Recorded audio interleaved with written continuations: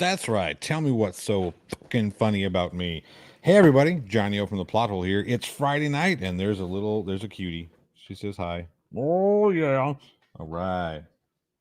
Here, you put that over there for me. I know I can't have it right now. Thank you, though. Anyway, yeah. Johnny O from the Plot Hole. It's Friday night. What does that ever mean to anybody other than me? There's the finger guns. Boom, boom. All right. We're actually doing this double the thing, a majigger. I'm broadcasting live on Spreaker on rockmetaltalk.com. Check it out over there. If you don't have access to YouTube right now, you can always catch us on rockmetaltalk.com. And yeah, boom. Here we are. Make sure to catch the simulcast of this, or not simulcast, but the replays of this on any place that you check out, whatever podcast things you like to listen to. We're on all of them. Apple's, Spreakers, this and that, and all the other ones. I don't know. Whatever. It doesn't matter. Doesn't matter. You can check us out live Friday night and hang out with me. That's all. That's what really matters. Sorry, I'm getting messages about how work sucks. That's so cool. Inquisitor Bacon says, hello, how are you tonight? I am doing well. How are you? I'm almost out of water. Oh, no. Zachariah Hooper, good to see you. What's good? What's good indeed? Prime Red said, what's going on? I have no idea. I never know what's going on. And then Tony Regime says, hello, hello, hello. Who we got here? We got Dan Hetfield. Nice to see you. Nice to see you. Who else we have? Charlie Welch, where are you at? I saw you a second ago. There he is. Boom, Charlie Welch. And of course, we have Sabercat TV. We have D Rabbits. Says hearing you strut that six string just fine. I wish that was my song. It's not. I got that from let's see here. Where did I get this from? Epidemic Sound, actually. If you guys, Angel Gamer. I'm sorry I didn't see you down there. And the Global Mom, good to see you. Good to see you. That'll happen when it's really hot outside. You gotta be very careful and make sure to drink lots of water. What was I saying? I don't remember. It's not important. We're not going to do a whole lot of music today because the YouTubes don't like the music. Oh, hi! I have a puppy dog here. He's down here somewhere, doing puppy dog things. But yeah, that's the fun stuff. It's all good things. All good things. We're having lots of fun today. So we're trying to do this run up to 2000, and I don't think that I don't know how this is going to help, but I figured, what the hell? Let's do it. Let's double cast because I got the ability to do it, and we'll see what happens. So this will not be a regular thing. I'm not sure. Maybe it depends. I do like to play a little bit of music on the Friday night shows to give us breaks because this is a 3-hour show. So 3 hours without a break. Us old guys got to pee every now and again. A friend of mine has forced me to play his Gibson Les Paul Special with a pair of P90 pickups. Yeah, I wish a friend of mine would force me to do that too. There once was a Johnny called O. That was me.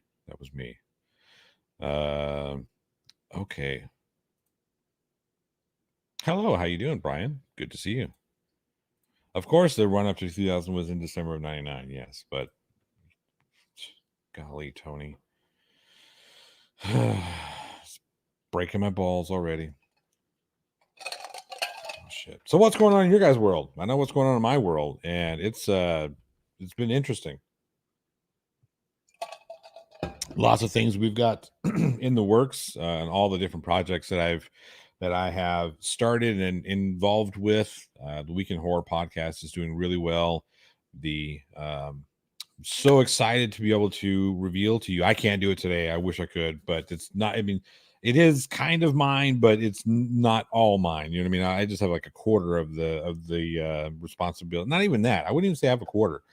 Because Weekend Horror is definitely Jail Warren's baby, right? This is his idea, and he got Eugene and Alex in the beginning to kind of to do the trifecta, the trio thing with him, and then and then he said, hey Johnny, every now and again I'll come in and do guest spots, and then they all three got together and said, why don't you just come be part of this show? And gladly I did, because it's a lot of fun. I mean, that's one of the more fun things that I do, content creation wise, obviously.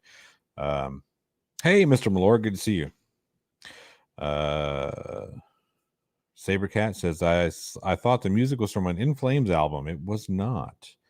Tony says, you have 3 daughters and required by law to tell dad jokes. Yes, I've got 3 daughters and a son, and I'm required by law to tell dad jokes too. So, yeah, I get it.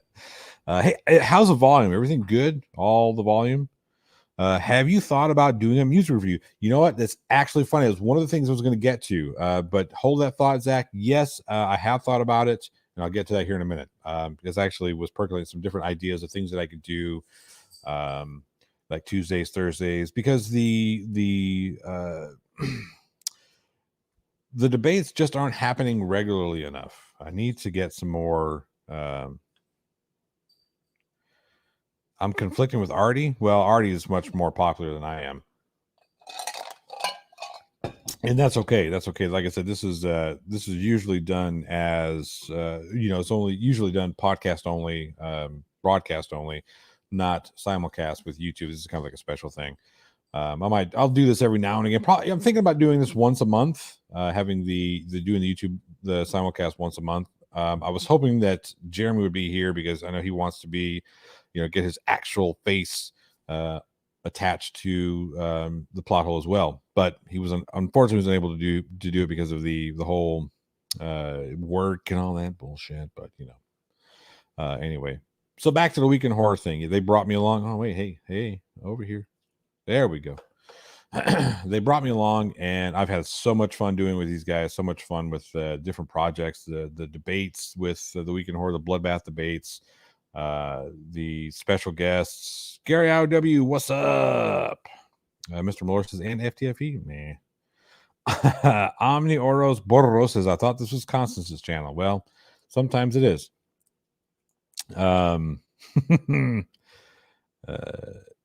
Music review is a DMCA haven. That's true. That's one of the reasons why I'm looking for different workarounds to not have to worry about that, the DMCA.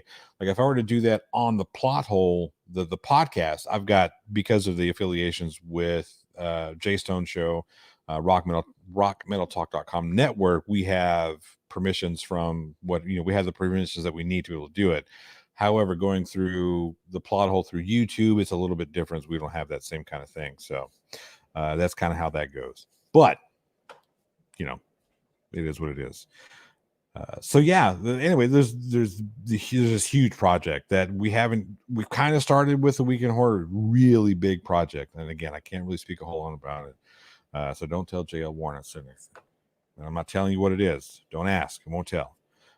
But a small portion of that huge project, well, I say a small portion, but it was actually, it was a pretty significant portion of that bigger project. I think it's going to be completed by Sunday. I think Sunday will be completed, and I believe Wednesday, that's when we're going to make the big announcement. So if you haven't subscribed to the Weekend Horror podcast, head over there, subscribe to the channel. You're going to want to be a part of this announcement, because all the supporters, the patrons, and the people who sent PayPals and bought shirts and all the Weekend Horror stuff, and everybody who shared and listened to the podcast, all that stuff, we really want to bring everybody in to be a part of this huge announcement, because it's so special. Is it bringing me on to discuss all 5 fantastic? We could do that. It'd be interesting. It would actually be kind of fun. But no, seriously, Weekend Horror, you can youtube.com. I think it's youtube.com Weekend Horror /Weekend Horror. But yeah, get over there, subscribe to the channel, and Wednesday, 7:00 Central Daylight Time. I think it's CDT right now. I think we're in Daylight Time. But yeah, be there for that. It's going to be a huge announcement. It's going to be a lot of fun. I'm really looking forward to it. Super excited to share this with you. So yeah, make sure you do that. And I mean, the Weekend Horror podcast is something you guys should sub to anyways, because it's fun. Even if you don't like horror films, listening to JL Warren and Alex and Eugene, you speak about something that has been a huge part of their lives for a long time, right? That you can genuinely hear JL's passion. And that's that kind of stuff. That's always been just amazing to me. Like when you see someone, and this is kind of where we're getting into that whole music review type thing, or sort of. Um, as long as that N word is nice, new, or like the Nuggets, like the Denver Nuggets, yeah. But if we're gonna be kind of funny there, cream pie Lars, mods will take care of that. I'm not worried. I'm not worried. Let's see here. What does it say? Rick Vito's video with Joni Mitchell on his video got until Joni got it fixed. Yeah, it's really there you go. Nerd's a good one. You can say nerd, yeah.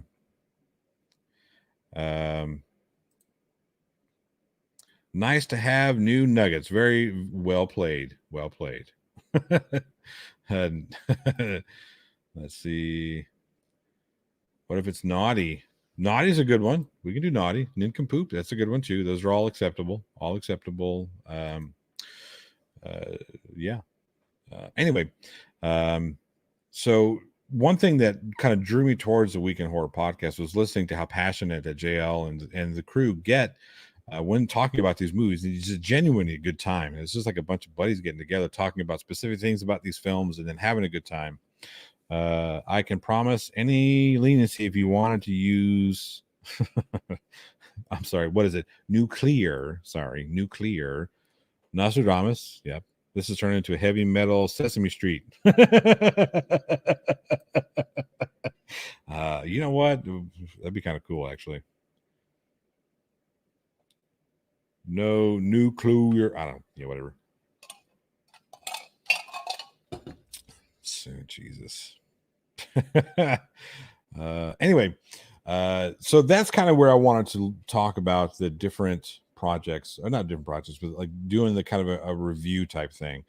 I recently saw this. Oh man, I could see his face. I can't remember his name. I had his name in my head. I have to look it up because speaking of watching somebody with just passion and let's see here. Where did it go? Larnell Lewis, right? I don't know if you guys have seen this one. Larnell Lewis enters Sandman for the first time. If you guys haven't seen this, Nathan, no, we don't want to use that one. No Nathans. Anyway, so if you have Larnell Lewis, right? So he does he's got a couple of series where he listens to he listens to different songs and then he'll like listen to a pass and he goes and play them. Oh, Alien X Gaming, hello. Oh, you're playing games? Are you guys doing the same, like, what do you, the Mad Libs type thing? Is that Mad Libs? Is that, no, not Mad Libs. What is it? What's the one you guys did? It's the, I know which one you do, but yeah, I think I know which one you're doing. Zach says, my brother Nathan is fine. He hates flirfs. Shouldn't hate flirfs. Just, try and educate him maybe a little bit.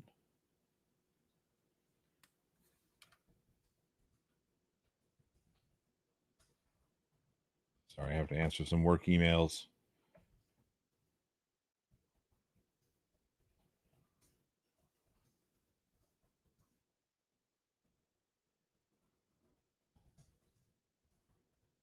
All right, there we go.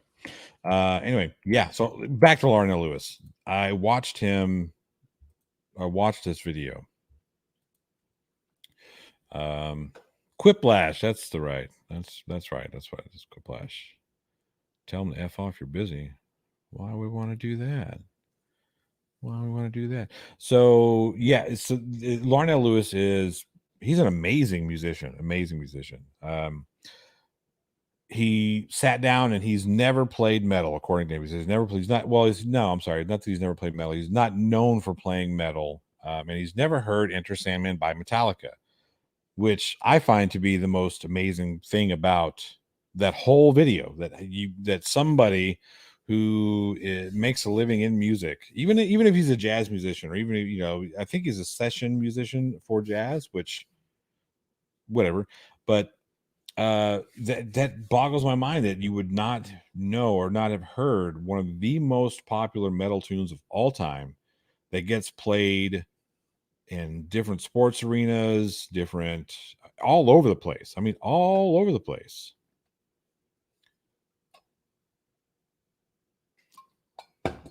Anyway, so he listens to this song, and listening to him and watching him react to the first time he's ever heard this song, and he's listening to learn it. He takes one pass listening to it, and then he goes over his mental notes. The guy makes mental notes about the song, the structure, this, that, and the other, and then he goes and takes a pass and plays it. And he takes one pass at this song and almost nails it.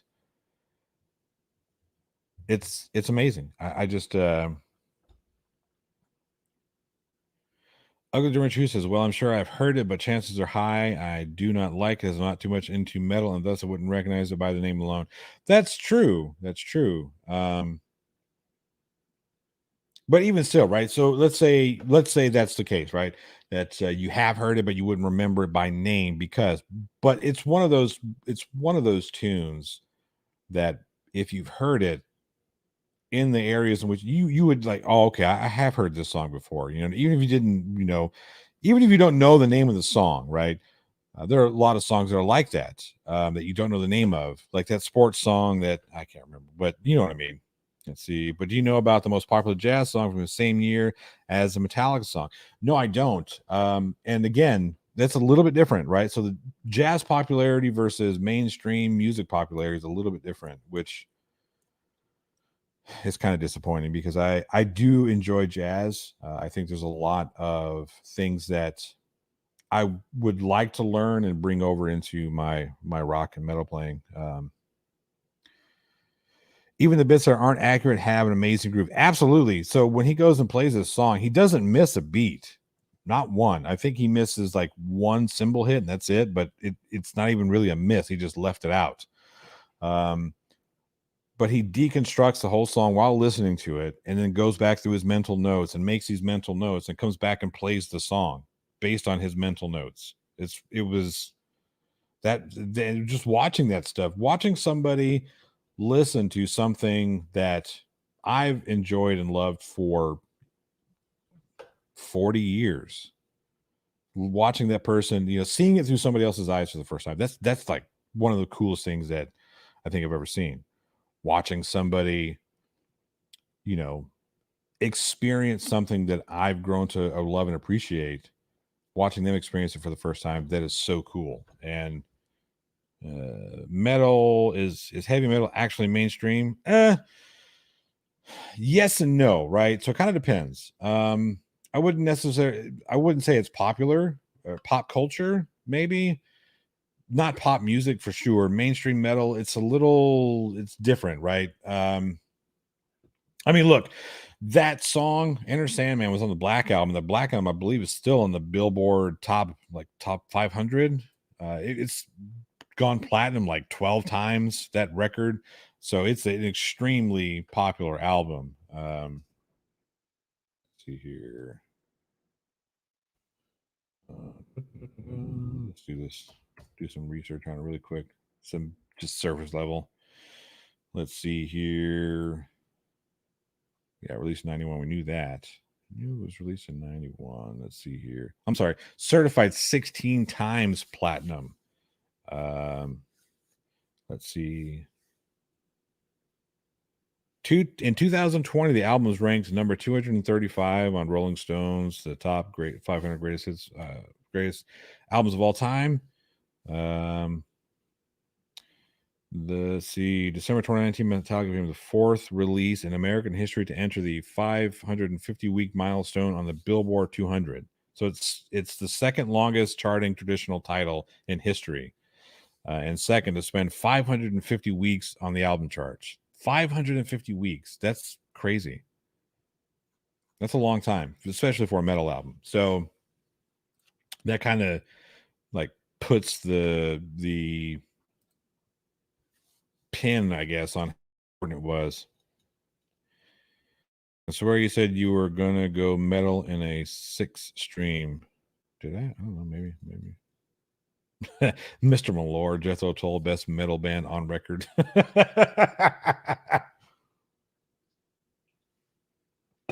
That's funny. With streaming, will anything ever be platinum? I don't know. I'm not sure. They might have to.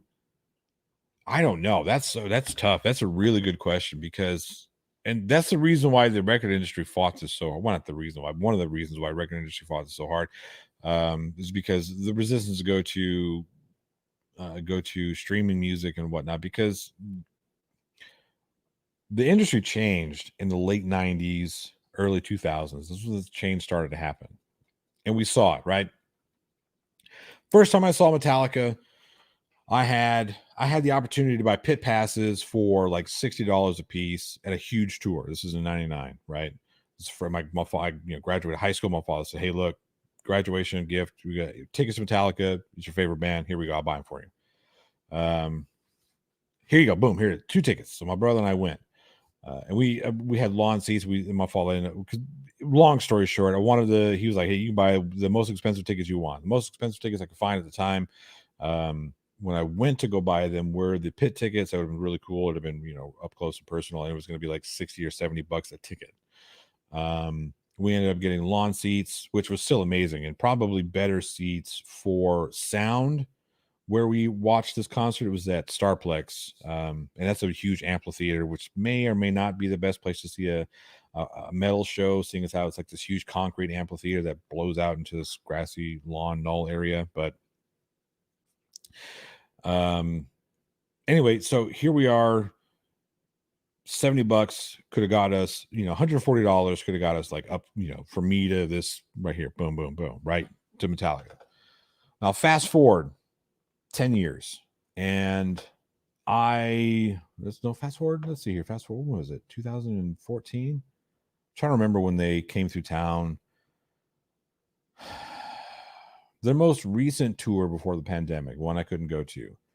Ticket prices to go see Metallica, sit in the nosebleeds where it didn't make any sense, were, I would call anything below $100 still justifiable as expense for the experience alone. Exactly. And that's the thing. That's where I'm getting to. So the next show, not the next one. I've been to a few. So I've been to a few more concerts since then. I had a backstage pass once. This is how I got my autographs and my pictures with them. They're on the wall over there. Maybe I'll show them here in a minute. But I never spent more than $86 a ticket before the boom really happened. I guess it was more late 2000s than really like early 90s when it started to kind of change, when MP3s kind of started to become a thing, but it was, the technology just wasn't there to make it more readily accessible to everybody. Hey, JL Warren, we were just talking about you. Anyway, but yeah, I'd never spent more than $100 to go see Metallica, a ticket. And I thought that was reasonable, reasonable. My father was scoffing at it, like, reasonable. I was able to see Joan Baez and Bob Dylan for $10 a ticket. Now, my father doesn't sound anything like that, but it's kind of funny. I don't know why my go-to voice for my father is this like this redneck, because he's anything but. He's California Mexican with but when I do an impression of him, he's I don't know, some sort of redneck, kind of weird. Anyway, so yeah, never paid more than $100 ticket to go see, which I thought was reasonable, especially when I had the backstage pass. That's actually a cool story. Being a part of the Met Club, whatever, the Metallica fan club, they would put your name. You put your name into the hat to get a meet and greet pass. It's not a real backstage pass, but it's whatever. You get to go back to meet the band and whatnot. And this was the first time I ever done it. Right, this is the first time that I was. Johnny was saying things like, "Your beard isn't as great as his." That's true. I was saying that. But anyway, this is the first time I ever had the opportunity to get into the meet and greet. And they announced hey, sign up for the meet and greet, this, that, and the other, put your name in the hat. If you win one, we'll let you know by email. This was months before the concert, months before the concert. So I went ahead and just signed up for it, thinking, oh, well, I got nothing to lose. And I got the email, I think it was 6 weeks before the show. Hey, you've been selected to go backstage pass, get your meet and greet pass, go to meet Metallica. And I was like, Yeah, I didn't believe it at first, and I kind of looked at it. No, it was real deal, right? So here it is. They actually said, "Here's your pass. We'll mail you. I think we'll mail you the pass, and you'll have it within a week." So I kind of in the back of my mind was like, well, whatever. In a week, I'll say whatever. Well, in a week later, here's my pass, right? I think I still have it. Yeah, I still have it. It's framed because that's how much of a nerd I am. That's how much of a how much of a fanboy I was for Metallica. Still am. It's my number one influence, favorite band of all time. I'm not ashamed of it. Anybody who says it should be can go spit. But I was so excited, right? Super excited. Now, mind you, like 2 years prior, my brother had given me the Todd McFarlane figure set of Metallica. And I have these still. Again, they're on the wall. And here I am, the day of the show, right? The day of the show. I'm frantically looking around for like, man, I gotta take something to get them autographed. Something I have to have something to get autographed. I ended up going to the show or going to the store, buying a T-shirt, again, hanging on the wall right now for them to sign, completely just spacing on the fact that I have 4 figures up there and the Master of Puppets. I didn't take it. All the records I have of theirs, didn't take any of those. I just took a shirt and I had them sign the shirt, and that was it, like an idiot. Anyway, so I get all this stuff, and I shit you not, the show started at 8. Backstage or the meet and greet portion, we meet at the meet and greet section at 7:30. I lived 45 minutes away from American Airlines, where the Mavericks play. I left the house at 2:00 in the afternoon. I got there so early that I parked in the arena parking lot. Like the door that I had to get into to go to the meet and greet section, all I had to do was get out of my car and cross they have that street that goes around all arenas, cross that street, and I was at the door. I sat there from like 3:15 to 7:45. Didn't pay parking. It was great. Got there so stupid early. Anyway, went backstage and got all my stuff, and it was fun. I had a good time. It was a blast. But man, I'm kind of rambling on here about this. But all that to say that $100, and then all of a sudden, here they are coming back again, and they're playing Jerry World, the Cowboy Stadium, the freaking Death Star. And that place sucks to hear a concert at because it's just all tinny and bright, and the way that it's shaped, and it's just horrible. It sounds like ass, whatever. And it was $250 for a ticket to sit so far away that I wouldn't have seen much of anything. I'd be watching the Jumbotron to see Metallica. So fuck that. $250 to no, I'm not going to do that. Inquisitor Bacon says, you think you're rambling? You should get me talking about World War II planes. My son would be so into that. He would dig that. He loves planes. You met Jerry only at Misfits? That's cool. I had the opportunity to meet Jesus. Danzig. I had the opportunity to meet Danzig. I didn't go. I had to do something else that day. Mark Cuban did shake his fist at me. He did. He probably did when he figured out. If he ever hears this, he's like, man, you owe me $10 for parking. I never fanboyed bad over a band until my 30s with Shinedown. Well, to each his own. Like I said, here's the thing. Everybody has their kicks.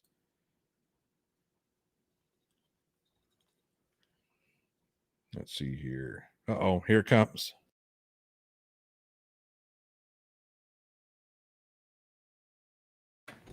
Allergies. Yeah.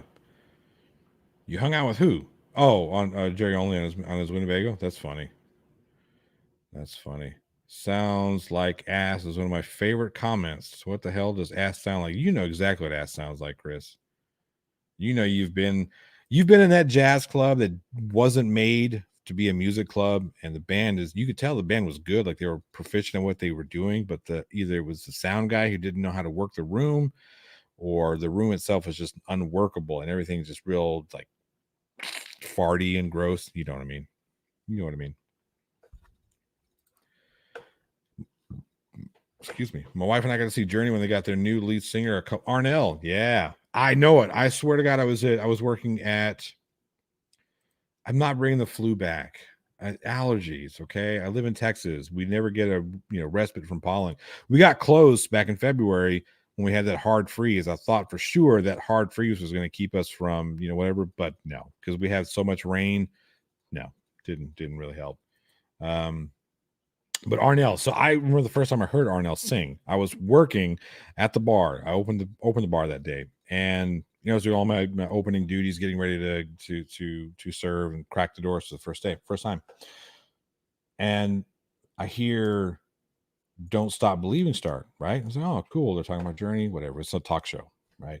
And I hear somebody say, and their new lead singer. And I'm thinking, what new lead singer? That's not a new lead singer. That's fucking Steve Perry. And I turn around and look, and there's this fucking guy. I'm like, who the fuck is that?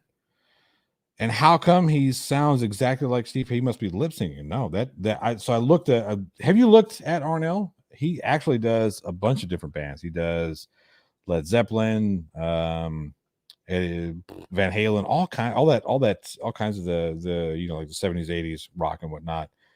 That kid is, well, he's not a kid. He's older than I am, but that guy he's on point. He's got some pipes and he can sing. Ding dong. Here come the dogs.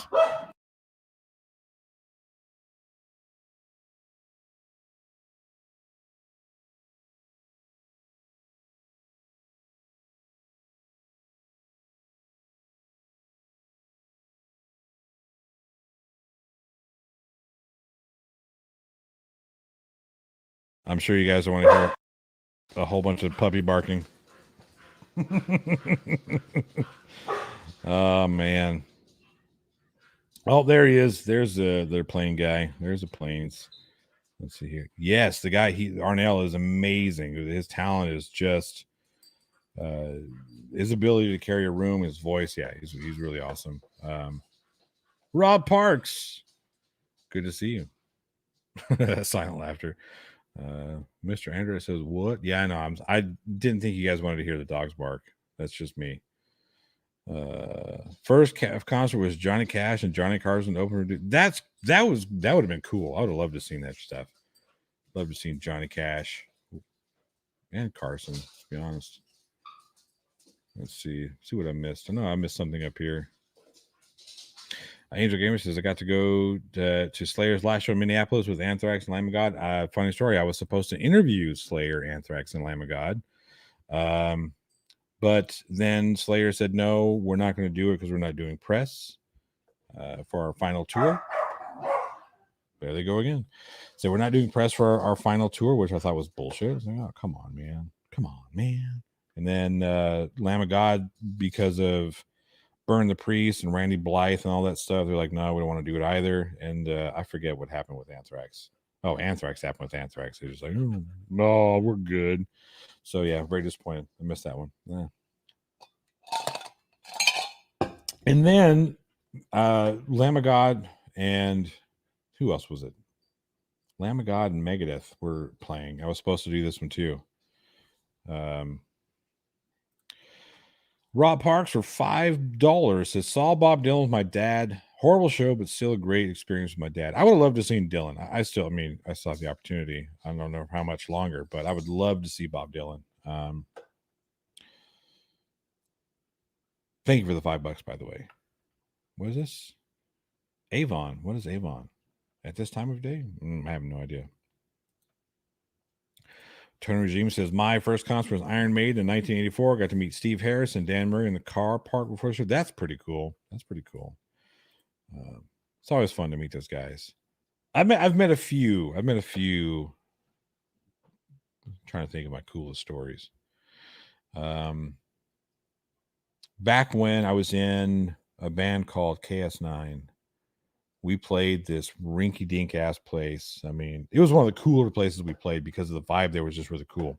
But it was this little hole in the wall place called the Tattoo Bar. It held maybe 75 people, maybe. 50 to 75 people, jam ass packed.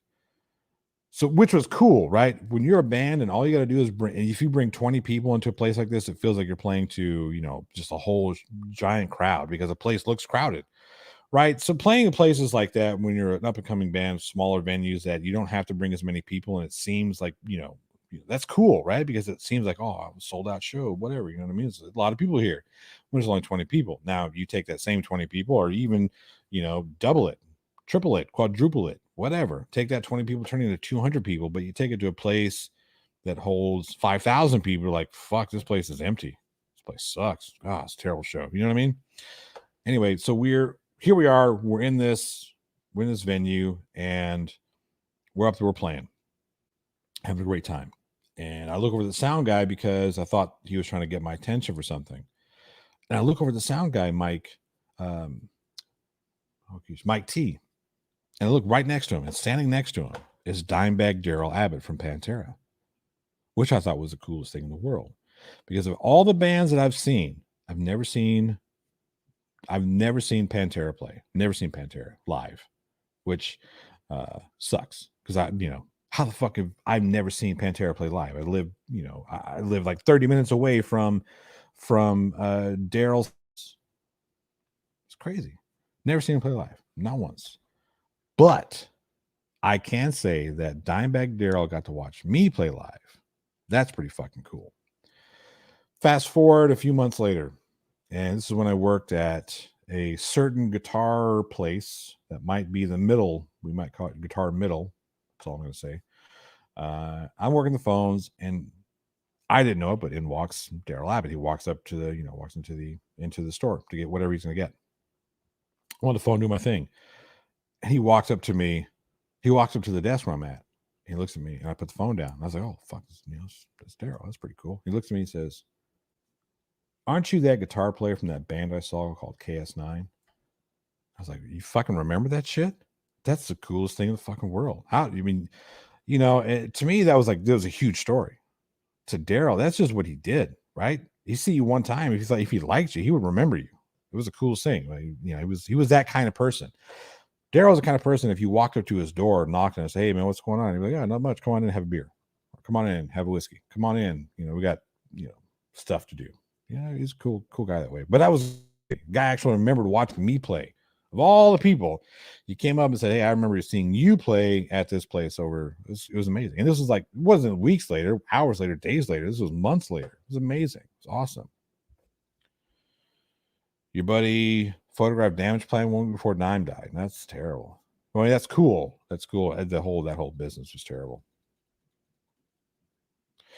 So a gig with 50 to 75 crowd is good. How do you feel at close to 2K people watching?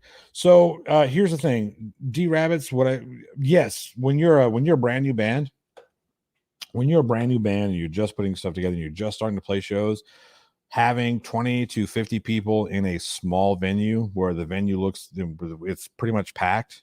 Yeah, that's a really good feeling. Now, when you do get up to playing with 2,000, 3,000 people, of course, I mean, it's a huge crowd. And you're like, fuck yeah, that's an amazing feeling as well. Let's see here. Yeah, he did love music. That was his thing. Let's see here. Hearing the news about, yeah, the shitty thing is it happened on I forget, the 24th anniversary, 24th or 25th anniversary of John Lennon's death, right? Because it happened December 8th, same day, right? And I remember coming into work the 9th because I didn't hear about it. This was I worked at a toy store, the biggest toy store there is. And it was during the Christmas time. So I was, up really early and working really late, didn't get a whole lot of time to do anything fun. So I come into work the next day, and one of my associates looks at me and says, "I'm surprised you showed up and didn't call in sick." I said, "Why would I call in sick? Didn't you hear that guitar player or that band guy from Arlington died?" I said, "Are you fucking kidding me? What are you talking about? What band guy from Arlington?" Had no idea. Pulled it up. There it was. Looked it up on the internet right there. So holy fuck me, you got to be kidding me. Daryl Abbott, gunned down. It's terrible. But my goodness. Lennon's almost 41 years ago. Yeah, exactly. I was born 1 month to the day after Lennon was stabbed or was murdered. Did it have a long-necked mammal as a mascot? Yes, it did. It did have that one. Oh no, I know. I know. I was just kind of going off on I was just riffing on the 2K thing. It would be cool, yeah, to get to that. Like I said, once I get to that 2K thing, it's gonna be a lot of fun. Yeah. There are only 366 possibilities for anything to happen on the date of. Of course, we'll find coincidentally matching dates. Yeah, sure. To me, it was just interesting that that it just happened to be those two guys. I mean, it is a coincidence. Absolutely is a coincidence. I just thought it was an interesting coincidence. No, it was not a naughty toy store. It was not a naughty toy store. Let's see. Hey, Marvel Girl, how you doing? Good to see you. Let's see. And as we humans attribute a lot of special meaning to base 10 round numbers, we try to find dates of such importance in parallel to anything happening now. I don't know. It's probably, I mean, there's a lot of people try to do that stuff. I thought it was interesting that it was, that, both of them passed December 8th. It just, I mean, again, completely unrelated. And, I get the coincidences. Let's see here. This is about the time. No, I got a few more minutes. But I normally would be doing a small musical break, but I'm not going to do that right now because we're having fun. I do need to cue up the tune. I'm going to take one break so I can get some more water. That stuff. So don't hate me. Let's see. No, I don't want to play. You know what? I'm gonna play something for my daughter. She likes this band. I'm just getting it ready. I'm not going right now. There, and then we'll do no. Let's see. This is a good one. Yep, we'll do this one. When we do take a break, that's what I'll play. If you want to hear the tunes, tune into rockmetaltalk.com, and you can hear all the tunes that I'm going to play. It's going to be one, but yeah, it really is. It really was just an interesting coincidence. Yeah. Let's see here.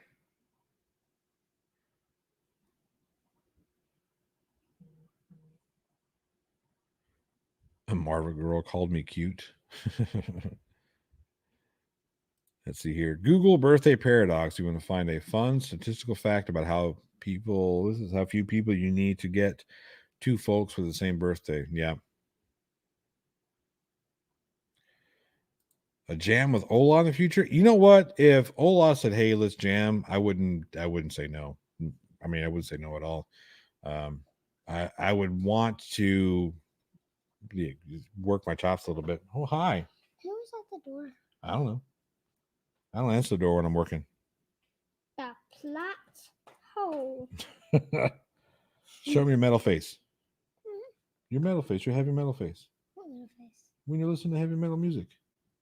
What's my metal face? You know what your metal face is. You're just being shy. Mm-hmm. All right. You gonna go to bed now so you can get up early? Me and Mommy are gonna have a movie night. Oh, you're gonna have a movie we're gonna watch? I don't know. You don't know? All right. Well, you go have some fun. Mommy needs to make popcorn. What do you need? Popcorn. I thought Mommy was gonna make the popcorn. She is. Oh, okay. Well, that's good. That means we'll take kettle corn. Yeah, it means I'll take a break whenever she's ready to make the popcorn. That way, the audience doesn't have to listen to.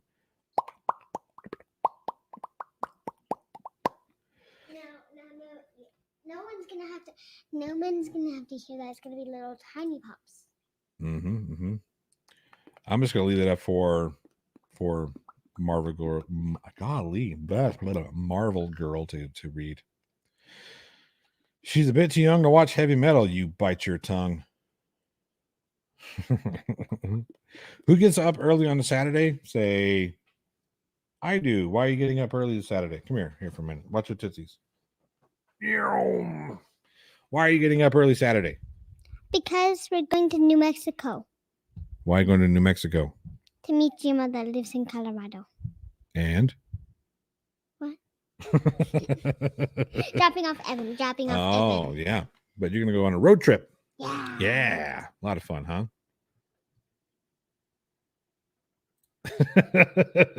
Charlie, I do what I can. Like, I want to make sure she gets the compliment. Yes, New Mexico is a pretty state. They're only going to Clayton, though. Just Clayton. That's the only. Clayton's nice. It's just not. I mean, when I think about New Mexico, Clayton is not the place that comes to mind. Red River, Albuquerque, You never know. Oh my God! Don't look at me. You never know where you're going in New Mexico. I always know where I'm going in New Mexico.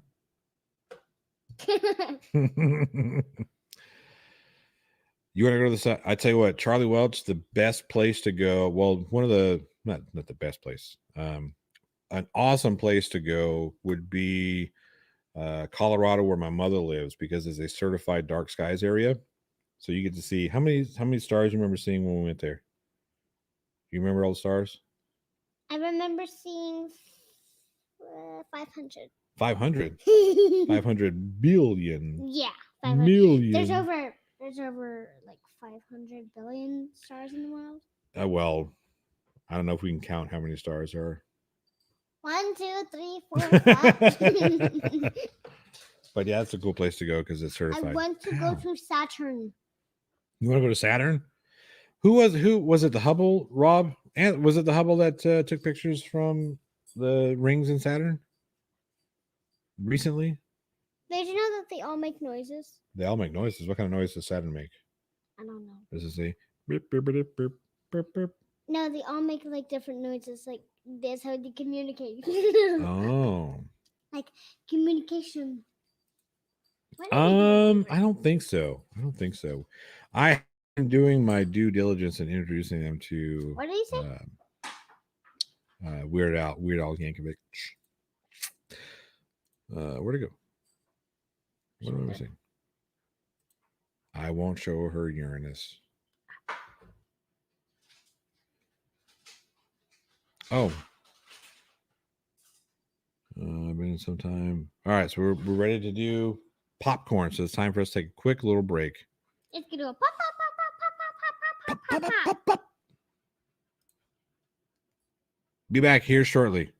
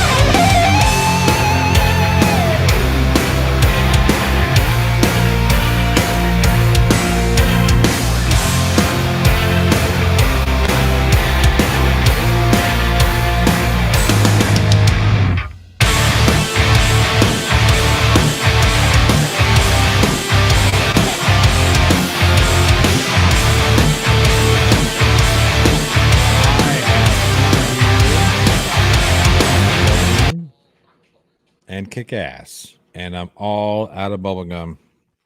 Rob Parks, they do have an addiction to popcorn. I don't eat it very often because the kernels get stuck in my teeth, and I don't like that. Yeah, I don't like it. Hey, you're on my cord. There you go. Hi.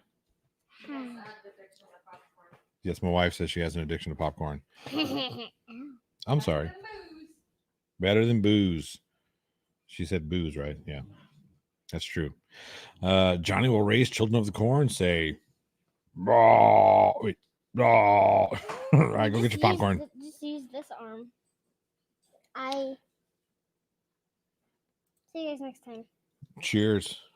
Charles. Charles.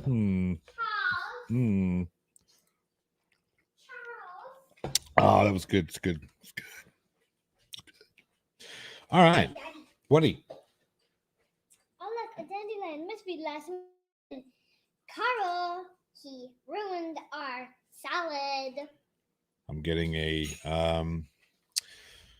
replay, an Ice Age show here next to me. Can't tell you what I said. What? Can't tell them what I said. What did you say? Oh, look, a dandelion. They heard you. Season. What is this? What is this on your shirt? Got a little horn thing going on your shirt. Look at that. My hair. Oh, okay, there you go. Oh. What is that? A little fuzzy? Yeah. All right, Dan. You have a good one. Be good. Be good at it. Just don't get caught. Bye. Bye. Hey. Look, you guys are the one who cleans it up. Throwing popcorn at me. You were like, all right. Good night, Daddy. Good night. Good night, Love you. Oh. All right. Spoiler alert, the squirrel thing never gets the acorn. That's true. It's so sad. Squirrel never gets the acorn. Squirrel never gets the acorn. Yep, the dogs can clean it up. Yeah. All right. So moving on. We have other updates. Other updates. My goodness. By the way, what's the sub count at? What was that? I don't know. Let's see here. We're gonna do a check. Oh, we can do that. Yeah. Let's see. Sub count. I don't know. I can't tell. We're still at 1915. Okay.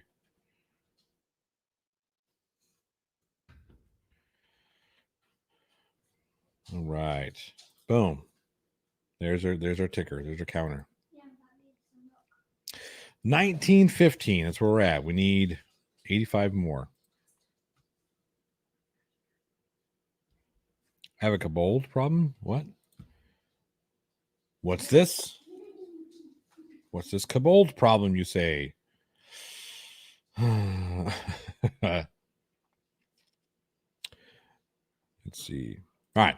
So, yes, projects in the works. I had mentioned that I was working on a documentary. Golly, make a mess and don't clean it up. I had mentioned that I was working on a documentary, started filming, doing some interviews and whatnot.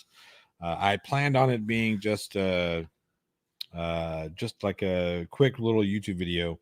And then the more I got into it, the more I was working with the subjects and the story and whatnot. The story kind of developed into something a little bit more. So I said, well, let's do this. Let's make this a little bit more. We can lengthen this out. There's more story here, right?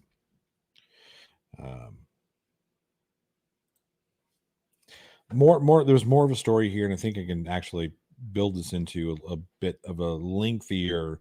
Originally I was shooting for like a 15-20 minute thing, and then I said, no, there's just more here. I could probably do 40 or 45 minutes, which I would break up into like 20-minute sections in YouTube. But the important thing about this project is that it has grown. After speaking with Eugene from the Weekend Horror. Now, Eugene, for most people who don't know, he is an actual director. He's an award-winning director, very talented. So I've had the opportunity to work with him on this project. And he says, hey, look, let's let's shoot this like we're going to submit it to film festivals. Like you're going to submit this to get, graded or looked at or whatever. I said, yeah, let's do that. Let's do it. So we started working on planning. We started working on different stories. And then there's something that came up that kind of put that he and I, he got busy with another project. I got busy with other projects, but never stopped working on this documentary. Been kind of doing little things, curations and whatnot here and there. I have, you know what? I have, let me see. Would you guys like to see a rough cut? Would you guys like to see a rough cut of this thing? Let me see if I can find it. I know I've got it. I just don't know where I've got it. No, it's not going to be here. It's going to be. Let me know if you guys want to see a rough cut. I'll play it for you. Maybe if I can find it. There it is.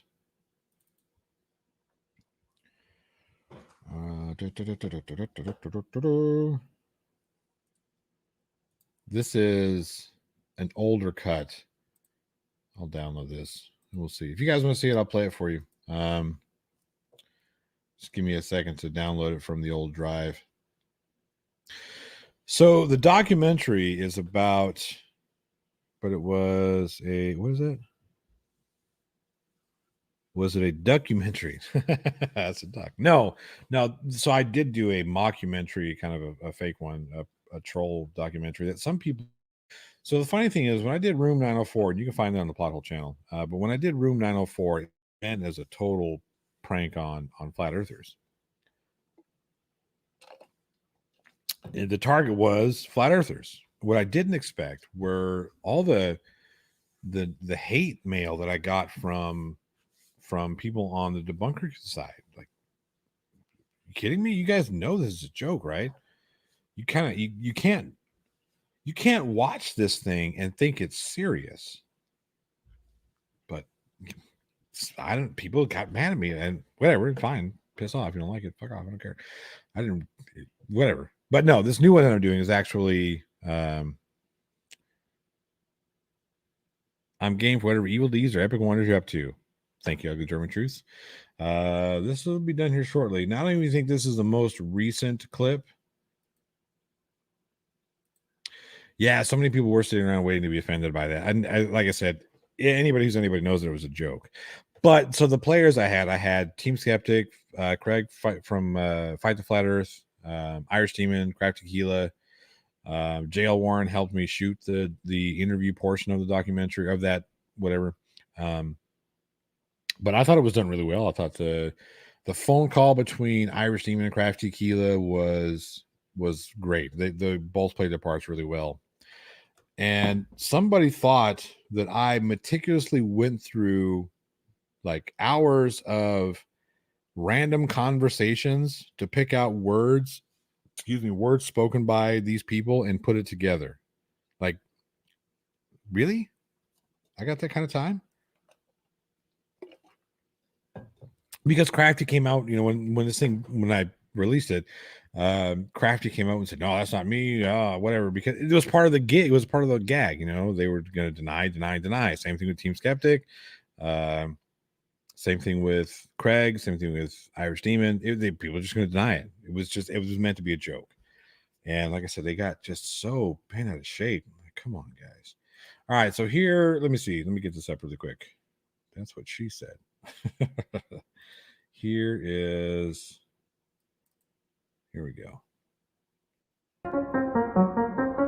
In the new wave of the information age, more people look to alternatives to traditional media.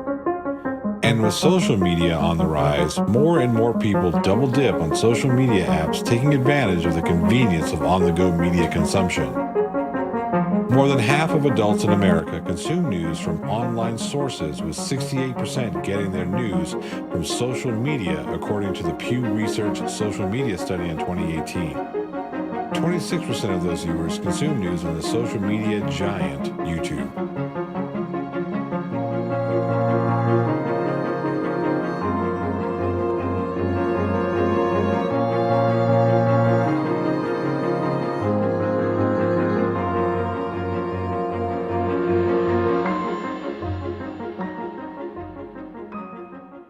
talked about one video in particular where it was removed by YouTube, correct? Yes. And the reason why they gave you was because it violated their terms of service. Yeah, let me get to that video so I can specifically talk about this one. Hey guys, and welcome to today's YouTube Idiots video. Today's video covers ex-YouTuber, that's right, I said ex-YouTuber, and flat earther Nathan Thompson as he harasses a local business about their mask requirements. After speaking with a few of the content creators, like Team Skeptic, for instance, was telling me that he had a couple of videos just taken down. They just said, hey, we're done with this video. Yes. And there's an appeal button, and when I click the appeal button, it says appealing this violation is not available. they got this, hey, we're pulled your video down because it violates our nudity standards. Okay. And he went back and said, where is the nudity anywhere? And apparently they have this weird, obscure way of defining what nudity is. 15 hours after my video went up, I got this email. Hey Team Skeptic, we wanted to let you know our team reviewed your content and we think it violates our sex and nudity policy. So not only are they removing videos arbitrarily, it seems, they're not even giving you the opportunity to contest that removal. Yeah, no, I can't even contest it. Part of their policy states something about if it's, if you show chest or ass or, crotch area, even if it's covered, even if it's clothed, fully clothed, that can be considered a violation of the nudity policy. So what we're doing right now. So what we're doing right now, Yeah. right, if they wanted to be, weird about it, they can say, Yeah. nope, we can see that she has boobs, Yeah, so that's nudity. that makes no sense. It's the dumbest thing, it's really the stupidest thing. Yeah. After witnessing the questionable removal of Team Skeptic's YouTube video, I decided to take a look into YouTube and its policies regarding what they deem inappropriate content. Does the onus of discerning credible information fall on YouTube's lap? Has YouTube gone too far in its attempts to quell misinformation? I gathered a few YouTube content creators to get their points of view on the subject.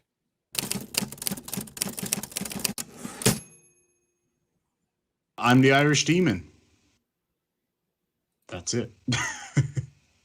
I'm the Creaky Blinder, and strangely enough, my channel is also called the Creaky Blinder.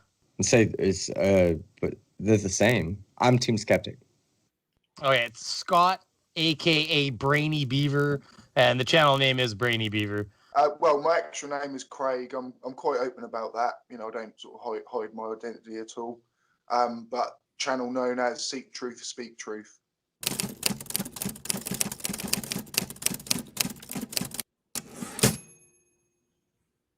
I have been a YouTube content creator on and off for about 2 years, maybe 3 years, but most recently my current YouTube channel has been around for about 6 or 7 months. Since late 2018, I actually started the channel towards the end of the summer in 2018, and I spent a couple of months looking at which direction I wanted to take the channel. So I actually started properly uploading around September, October time, 2018. 3 years I think 3 years. Yeah, 3 years coming up on January 8th, I think. So I had another channel 2 years, then you add, now I've been doing this channel for 2 years. So, I guess you could say 4 years. I would say about 2.5 years now, I reckon.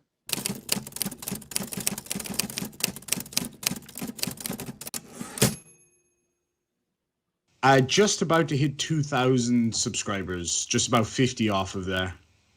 41,600. 36,860, I think. No, 36,960.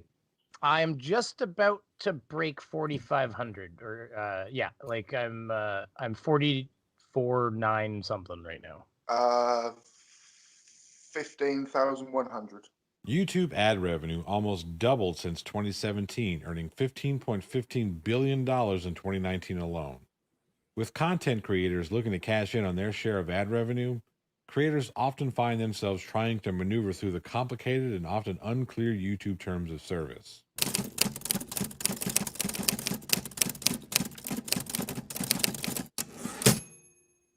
I am monetized, technically, but yeah. Yes. Yes. This channel was monetized, yes, within 3 or 4 months. Actually, had some great growth at the beginning. Yes. This is actually a really cool project we're working on. Yeah. Yeah. So we're looking at censorship, Right. specifically on social media platforms, YouTube specifically, and how it's affecting content creators, both large and small.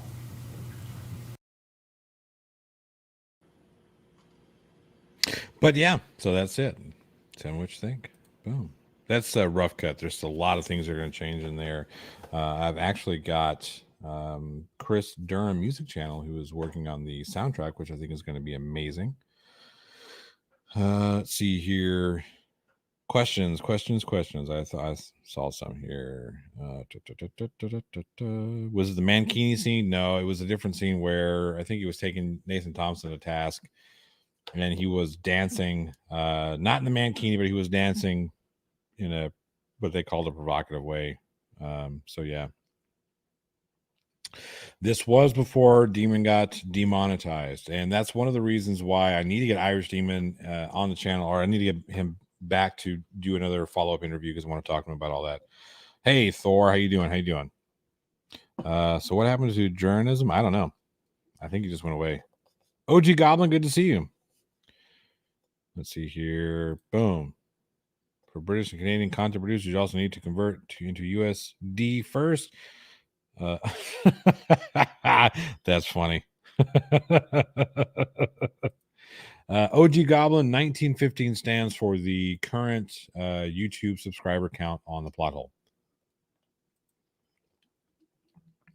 I plan on releasing the final version again. I'm taking a lot more time with this than I originally wanted to. I didn't truly understand the scope of a project like this. And then after speaking with Eugene about it, he was all like, no, you can really make this something cool, really special, and something that you can be proud of, and something that you would want to submit to film festivals. So absolutely, Ryan, I'll probably release it in 3 videos, because it's going to be around 40 to 45 minutes. So I want to break them up into, more palatable, more digestible sections for YouTube. And then of course I'll have the whole thing of the full cut that I'll stream or do something with. I'm not sure exactly where I'll debut it, but yeah, absolutely. But so that project is about to kick up. We're actually meeting up next weekend, next Saturday. Eugene had a connection with this office building thing that looks really drab on the outside, but when you get inside, my goodness, this thing is beautiful. It has like this modern look to it. The architecture is really sleek. It has different, like, it has this common area. It has like a coffee bar type cafe thing. The boardrooms that you can meet in look really nice. Everything is really sharp. I think it's gonna really give this an awesome look to it. Yeah, so that's another thing I want to look into. How, so there's still a lot of research that's going to be done. Like when I did this thing was more about how smaller content creators struggle in this whole thing, and then I started realizing that that's a really big question to answer because there's so many moving parts.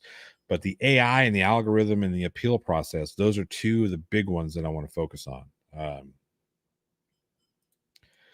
It already looks solidly produced and has a thing any flat earth documentary will always lack, and that's honesty. Thank you very much. I appreciate that. Like I said, I'm really looking forward to getting with Eugene. We're doing a lot of B-roll, and then we're going to reshoot that interview scene. The audio, if you guys kind of noticed, with my wife and I, just the audio wasn't the best, so we're going to reshoot that. We're going to reshoot it at this facility that Eugene has found, and it's going to give it a much crisper look, crisper feel. Make sure there's there's a casting couch. I've already casted my wife, so there we go.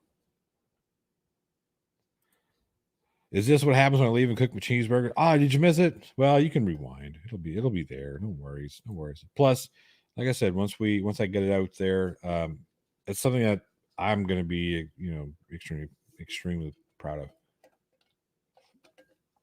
Because a lot of work is going into this one here. I need to find out when the next run of film festivals is, or I'll have to ask, new sub, drink Malor. Well, slancha, cheers, and I've never had Malort. Never had it. Is casting your wife on your OnlyFans page? I will not answer that question or something. Chris, I will as soon as I get the whole thing shot and put together. Once I get the cut put together, I will send you the whole thing. Absolutely. Like I said, you kind of have an idea of where we're like. I like that what we got there. It's kind of the opening music. All right, so for everybody who's wondering what the fuck I'm talking about, part of the thing that has made this process a lot longer than expected. I was originally just going to put this on YouTube and not have to worry about it because I was using the Epidemic Sound stuff, using some stock footage, stuff that was free to use. And then I've got my Epidemic Sound subscription. But if I want to put this to actual film festival, I have to pay for all those licenses to use the footage, to use the tunes. And that was going to be a lot of money. And I mean thousands of dollars for, B-roll, stock footage, and licensing out songs. By now, there should be some festival all year. Yeah, it's true. Not just local Texan festivals. So we're looking at all the, I mean, I'll submit to Sundance Film Festival. I don't expect anything to come of that, but like I said, I'll do it. But anyway, so I've got to replace all the stock footage stuff that I've got, all the stock tunes that I've got, and Chris has agreed to facilitate that, and that's going to be fun with the tunes because I like the way he writes and composes and whatnot, and we'll get it done. The plot hole already sounds like a porno. Just saying. Well, yeah. I mean, it's not supposed to sound like anything other than. Come on. Let's see here.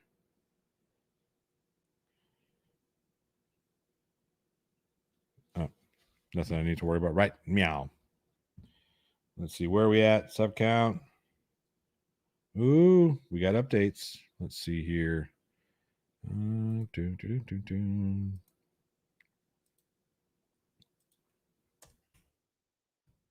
There we go.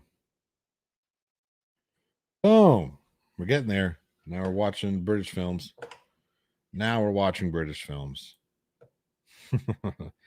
How much time do you have invested in this? Right now, I've been working on this off and on since I want to say like November of last year. I think I started November of last year. Maybe October. Fall of last year. So I'm gonna like I said, I'm putting a lot of time and effort into this one here, and I want to do it right.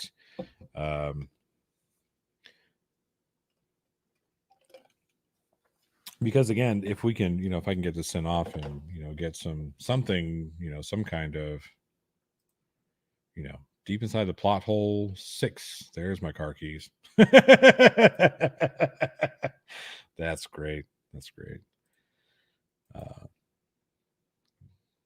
1950, 1970. Look, like I said, we're getting there, right? Every one counts, literally. So yeah, I'll definitely keep an eye on that, and I appreciate everybody who's helped out. Man, you guys are awesome. Like, so everybody who patrons and channel members and super chats and all that stuff, everything that you guys send to me is going to these different projects. Like the last couple of patron payouts have gone to upgrade some equipment. The thing that irritates me is let me answer. I'll put this up so I don't forget it. The thing that irritates me the most is I bought this Aperture Lightstorm 60X, right? It's a smaller 60 watt bicolor aperture light. And I got the light dome too for it, right? And I ordered this thing like four months ago, almost 5 months ago. And it still hasn't shown up. It won't be here until after we redo this shoot. So it's a little frustrating. But there's all the stuff that every time you guys send something, it's going to upgrade gear or these different projects. OG Goblin says, if it goes well, will you attempt a different subject? Absolutely. This has been fun doing these different, more journalistic style of videos and whatnot.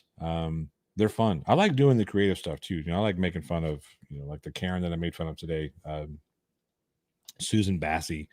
I like doing that stuff. I like having fun and, cutting up a little bit, but I also enjoy doing the investigative type stuff where I'm, pick a subject and I look into it and find out what is going on with, like this whole YouTube business and how the smaller YouTubers we have a real uphill battle to go when it comes to breaking into YouTube because the ever changing rules and terms and conditions and the algorithm changes and, just kind of seeing how that whole thing plays out and looking to the what is the motivation behind that. And it's a lot of fun. It's a lot of hard work, but absolutely a lot of fun.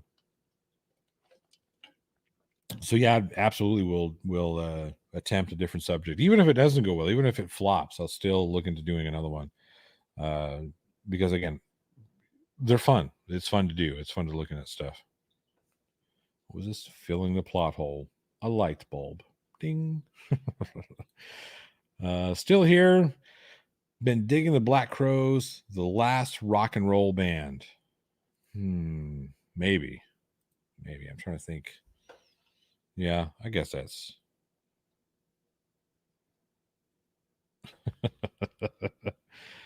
That's funny. Going with the more journalistic route must be easier on your family too. Poor many plot holes that have to support the sounds for each new Dingleberries episode. Yeah. They like to make the sounds though. One of the funniest things that I can remember, well, whatever.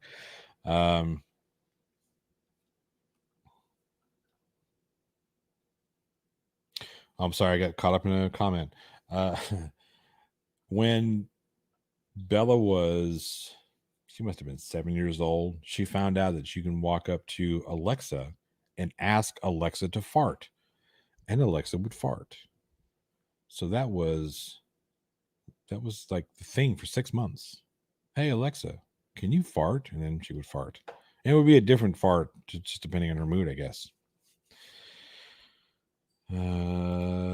YouTube lost to you a long time ago. You went Google bottom.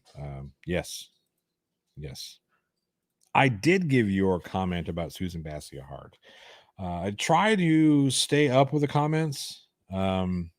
It's getting a little bit more difficult, just a little bit, not a whole lot. It's not like I get thousands and thousands of comments, so I can still kind of keep up with them. For me, what's getting difficult is this work stuff and whatever. It's being able to give my undivided attention. I used to go back and respond to all the comments, but now I just don't get the time with work and whatnot. I need to make time, but Alexa does have a Flash on this playlist. It's freaking hilarious, but why do they have to ruin perfectly good chocolate brownies with walnuts? Some people like walnuts. I like walnuts. I don't know if I like walnuts in my brownies, but let's see here. Cheap Trick just put a new album. That's cool. Surrender is the greatest traditional rock song written. Fight me. Nah, I'm not gonna. Google farts apparently silent but deadly. Oh man. There might be another rock and roll band playing at the bar down the street from your house. That's true. That's absolutely true. There might be. Boom.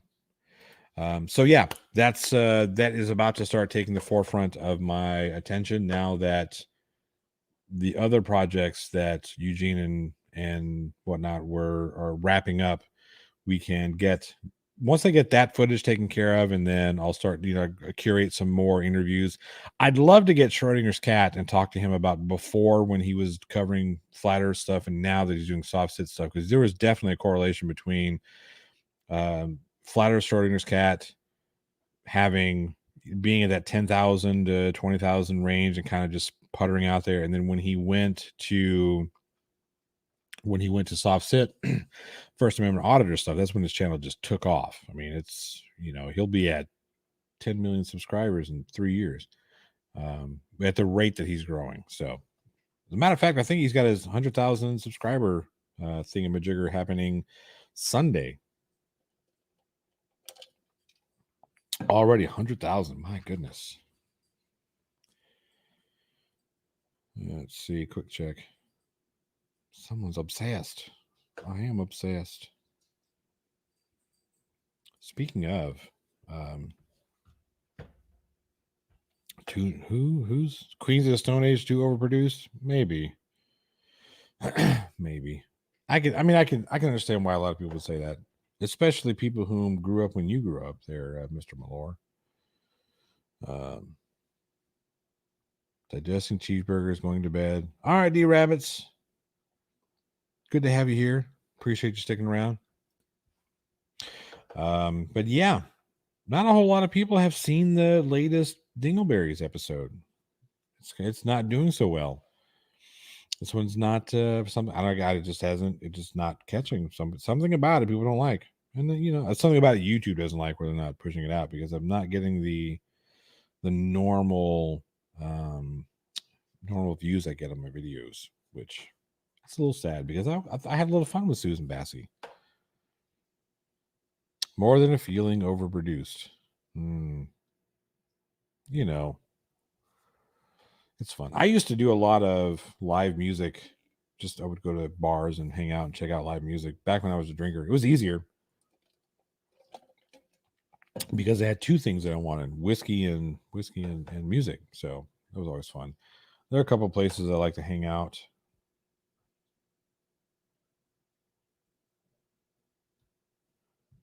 Lots of places I like to hang out, but Boston. What happens when you play Boston backwards? You summon the devil. Caught the second half. Second half of the video. Yeah.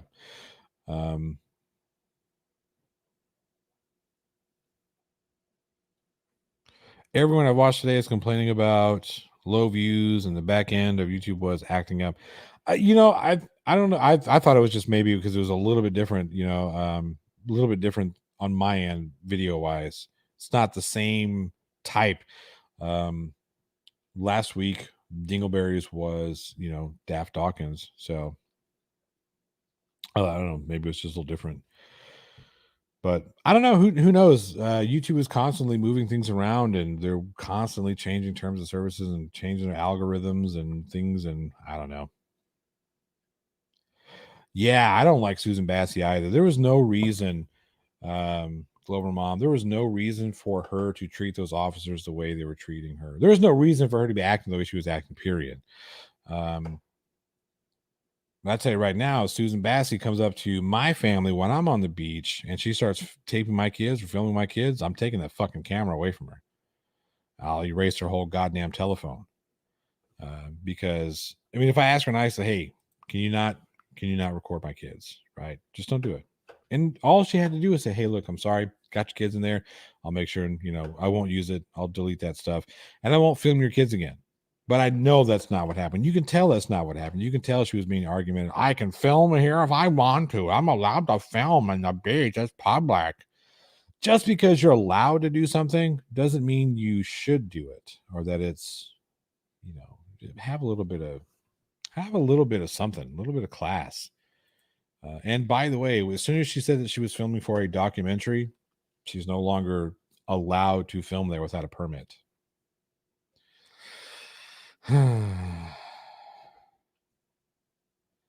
Yeah, you don't film kids. Not unless you have permission, right? which Susan Bassey says she's filming for a documentary, which means that she needs permits per state of California, permits if it were for commercial purposes. And they do state that YouTube is commercial purposes, especially if you make ad revenue or super chats or donations of any kind. If you put it on social media and you gain monetary reimbursement or any kind of money from that social media, then it's considered, you have to have a permit. It's permittable, a permit required. And then again, if it's going to be a documentary, she also has to get release forms for all of those people whom she filmed, or she can't use them. Let's see here. No reason at all, just to instigate for God. Exactly. Do hunt her down? No, it's not worth it. She's not worth it. You don't have to hunt her down. She's just not worth it. Yeah, it's all it was. It was just she wants YouTube content. That's it. You can tell. All right. So when the cops come out there, only if their faces are showing. Right. If their faces are showing, or if they, and here's the thing, if you're in a public situation, if you're in a public square, public beach, or something like that, you're going to catch faces, right? And is it reasonable to catch or to get a signed form for every one of them, release form? No, it's not. That's the reason why you see a lot of documentary stuff that they'll change angles or whatnot, or blur out faces and this, that, and the other. So YouTube's opposites filming in their cars are engaging in commerce. Exactly, says, yeah, exactly. I know you were kidding. I know you're kidding, Glover Mom. It is kind of tempting. But yeah, so she would have to get, if she wanted to use the stuff that she did use with those police officers, she would have to contact the Santa Clara Police Department asking if it were okay that she used those police officers in the film. I believe. I'm not 100% certain on that, but she does need to get everybody she interviewed. She would have to get signed release statements, and that's per California law. Or she has to blur them out, not use them, etc. And California is kind of weird when it comes to audio recording too, because it is a two-party consent state, right? So all parties involved in the conversation have to know that they're being recorded and have to agree to be recorded for it to be legal. Now, of course, with the whole idea about, well, it's out in public, do you really have a right to privacy in public? In certain circumstances, I do think there are some instances that you do have a reasonable right to privacy. For instance, if we're out in public and I lean over to whisper something into my wife so other people don't hear, I do believe I have a reasonable right to privacy in that circumstance, because I'm not, I pull her aside and, make the effort to keep somebody coming eavesdropping. No, that's not cool. Ben Lacey, new member. Hey, welcome. Thank you for your support. I'm greatly appreciate it. Facty, good to see you. Everybody, you know what to do. Show Ben Lacey all my members. Show Ben Lacey what he's got, what he has access to now. There are some situations of reasonable expectation of privacy, like the bathrooms. Absolutely. I think that's a definite reasonable expectation. Yeah. Yeah, there we go. Show the horns. I'm working on new ones. Finger guns, the horns. Very good. Thank you, Masturbator. Good to see you.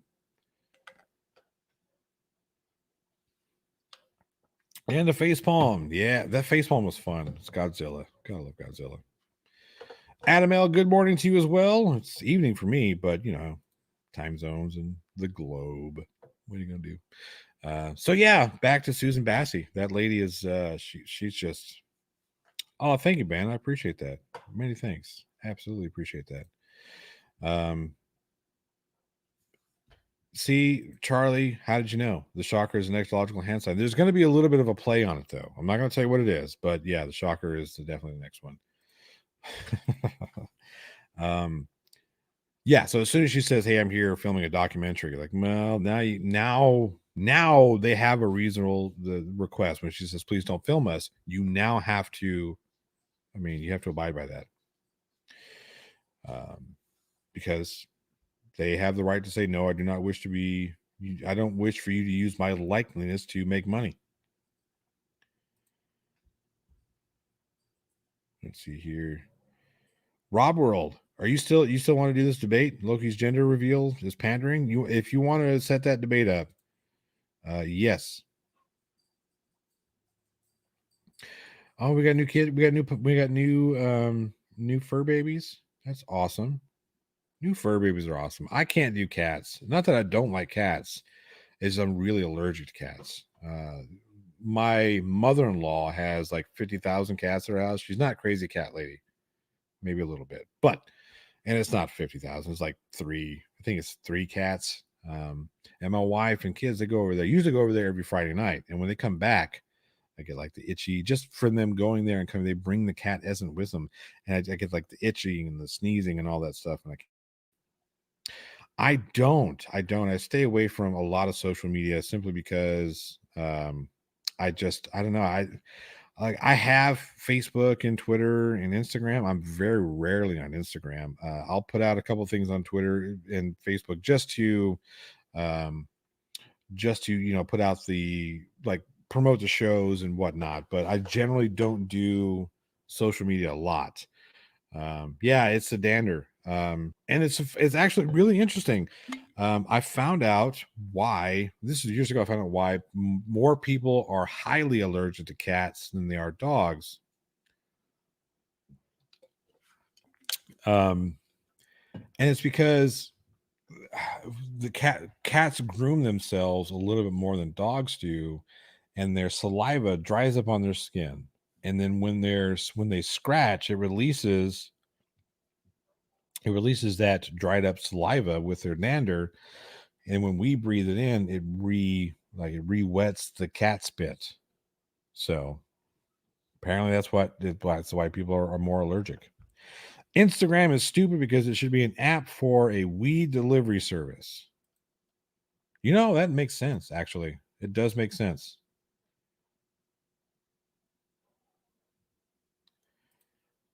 Let's see. You have to be making money off of your image to be able to stop others from making money off your image. Fact. Well, no, that's not exactly right. So if you don't want people using your likeness, or you don't want people filming you for their monetary gain or their documentary, you can tell them that in the state of California, they can say no. You're not allowed to use you're not allowed to use the filming of me or my children. And then people would have to be blurred out. It's not like they can't. That somebody can say, "Oh, you can stop you from filming." You just have to make sure and blur out these people here. And if I find that you haven't done that, there are things that you can do, lawsuits and whatnot you can take. Yeah, they have to blur out. They have to blur you out. Exactly. Jumping on furniture, rubbing along people, says ugly German truth. Oh, that's what it is. It's the proteins in the saliva. Wait, back up. It is. Yeah, it's the proteins. There is also the public figure exemption. Wrote it in the last name. That's absolutely true. Yes, that's true. So, like, the president doesn't have. I mean, he doesn't. You don't have to get a. You don't have to get a. I don't have to submit for a release for use. If I film President Biden, I don't have to say, "Hey, I need you to sign this release form." Yeah, no, because it's a public figure exception. It's not only California, Clifton. There's other states that require for filmmaking, documentary filmmaking, that require that this stuff that you have those release forms, or they have to be blurred out. Let's see here. What's going on, Skits Crasher? Good to see you. Let's see. Commander Dark. Did everybody who watched the video see Commander Dark walk the stage? That's a true story. 46, nearly 47. Get the fuck out of here. You are not that old. No way. If you are almost 50, then I'm really fucking my life up, okay?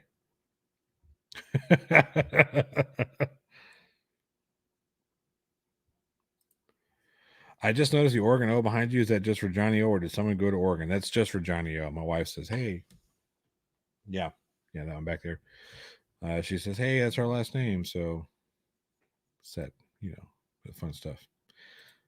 Luckily, I don't have allergies to them. That's good. Spur of the moment, which is bad because I'm impulsive, but I don't regret it. They aren't the cleanest animals. Not very many animals are clean, but they're fun. I like animals. 50 bastard 6. Well, you don't look a day over sunset. Born in 74. Fucking hell. No, I'm not saying that he's. That's true. That's not really old, right? 46 isn't old. I just didn't think he was. I mean, we've all seen. Well, I don't know if we all seen Commander Darklight, but I've seen Commander Darklight, and he looks so much better than I do, and he's a few years older than I am. We'll just say that. 51, finally not the oldest in the room. Charlie Welsh, 1980. Yeah, we're right there. Mass Debater says my mother is 62. Nerthan Termson, that's funny. You youngsters. Chris Durham says I'm 60, but I feel like I was born yesterday. You do have that. You do have that youngish look, that boyish look about you, which is pretty cool.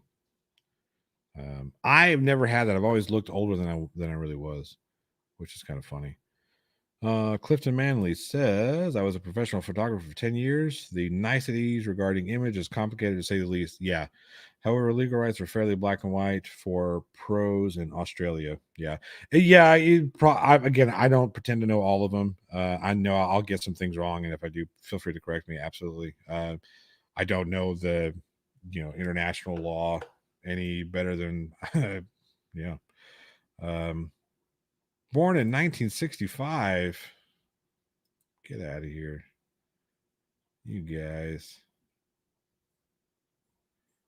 Bunny Killer says, oh shit. Sorry. That was really, that was the one I meant to hit. Jesus Christ. That was terrible. Sorry about that.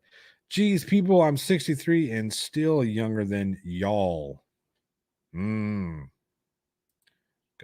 whippersnappers. 45.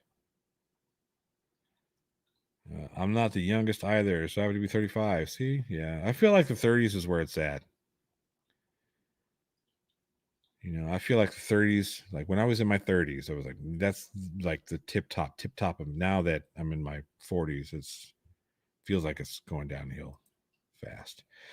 If you think about it, they have to go in their waste bin and dig in it to cover their waste, which is dirty. I clean the bin every day, multiple times a day. I don't know what that is, but yeah. I got to say that I would teach them how to use a toilet. That's what I would do. Would like to see you prove it. Wait a minute. Prove what? What am I proving? Oh. 32 to 40. How many left to hit 2K? Let's see here. Let's do it. Let's update this count. We are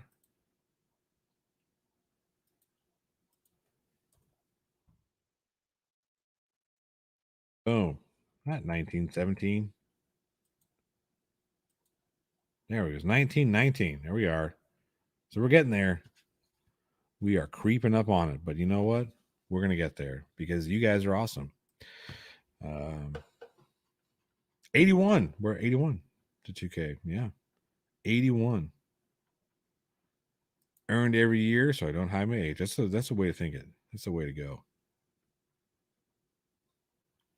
That's the way to go. World War I is over. Son of a bitch.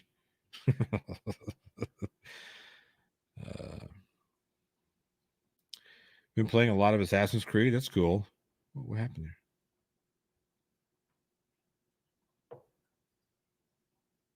there? That's fine. You guys are great. Me, I'm awesome. No, you guys are awesome. If it weren't for you, I wouldn't be doing this. Well, I would be, but nobody would care, right? So you guys are the awesome ones, I gotta say. Oh, did you send pictures? Let's see.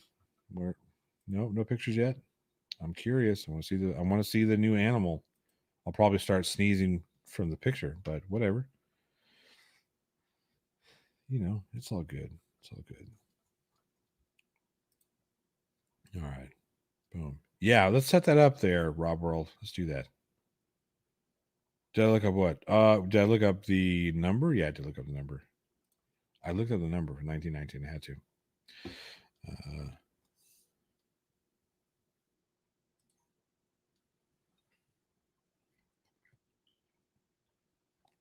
That's the year that I was born, Gary IOW. Believe it or not. That's right. I'm 40 years old. Wow. Many thanks. Many thanks. Gary IOW says, I still feel 18. Yep. So yeah, I try to do the things that I normally would do when I was in my early 20s. I just can't do it. The Abidjan cat? Okay, I'll look up the Abidjan cat. Hang on. Let's look this guy up. If it's one of those hairless cats, I'm gonna be very disappointed. It's not hairless. It looks like a bobcat body with a regular cat tail and a tiny cat head. They have the big ears though. It's a good looking animal as cats go. Looks a little mischievous.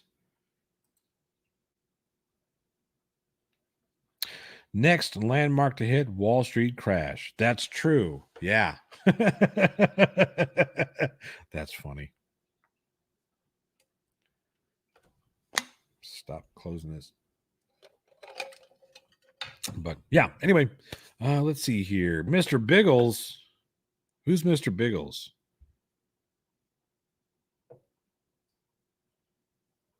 Oh, the horrible bald cat from Friends. Oh.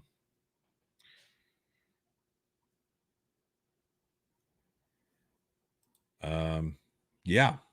What he said. Where is it? Right there. Yeah.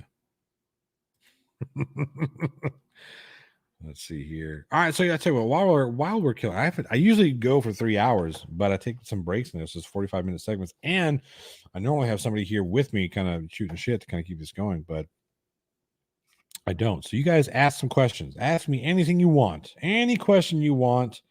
We'll do an impromptu AMA, and I'll answer as best that I can remember. The hair. Oh, that's right. That's right. That's Mr. Biggles. That's right. They do look like they're from Egyptian times. That's right. They do. Yeah.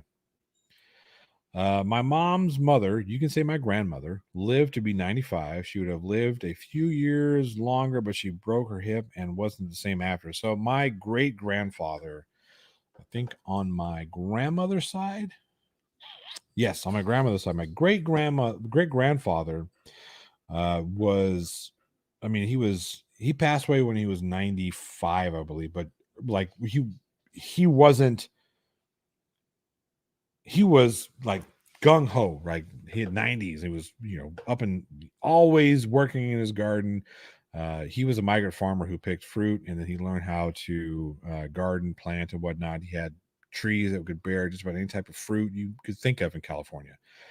And he had his rose bushes. I mean, he would wake up in his retirement, have some breakfast, go outside, and work his garden. That was his place. It was his thing. It was his passion. And he had, just beautiful rose bushes. And I think when he turned 93, they convinced him that he needed to go to a home. And he sold his house to one of his daughters. I think it was one of his granddaughters. And she went in and ripped up all of his bushes, all of his rose bushes, to put a pool in.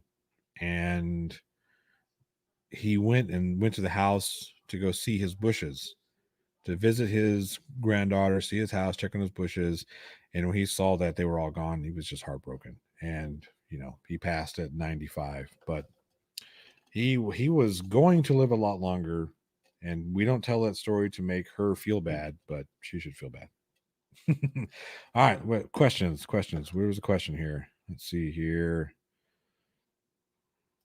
Ugly German True says, at the plot hole, any regards? I think we mean regrets.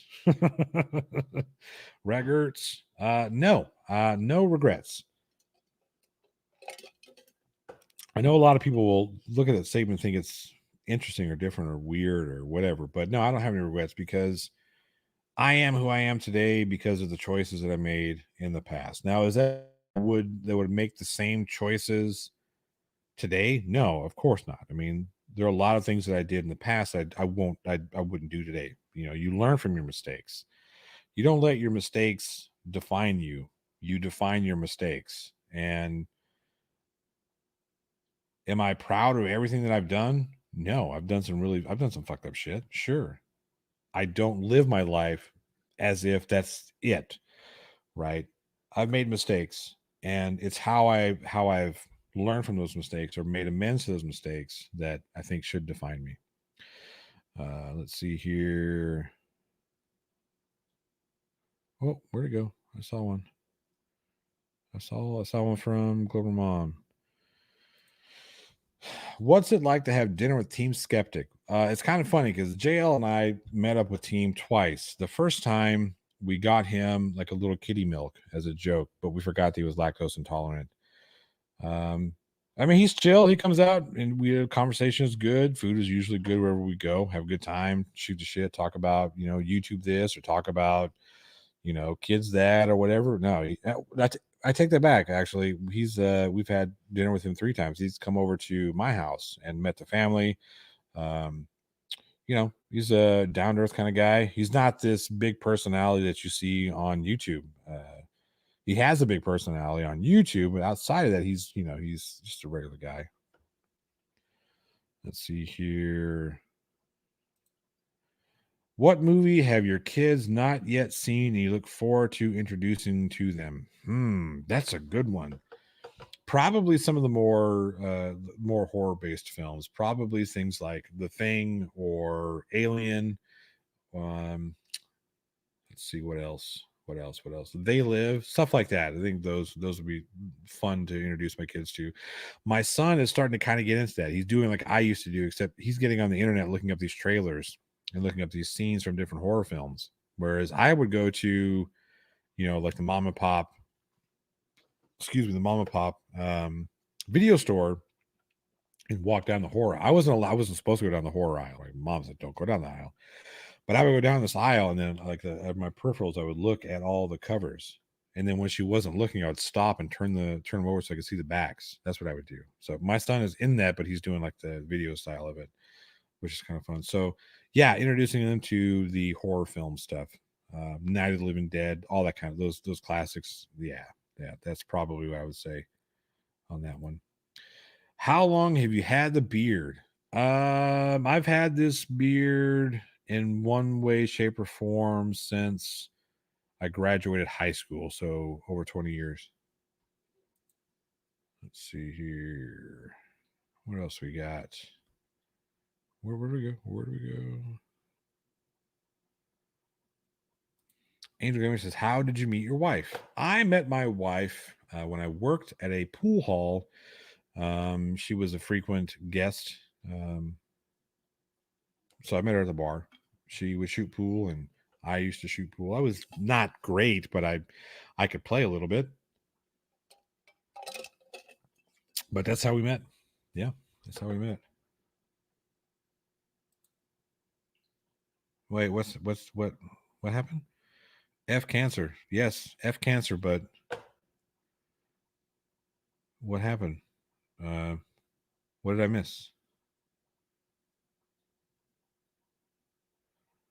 Masturbator, what did I miss?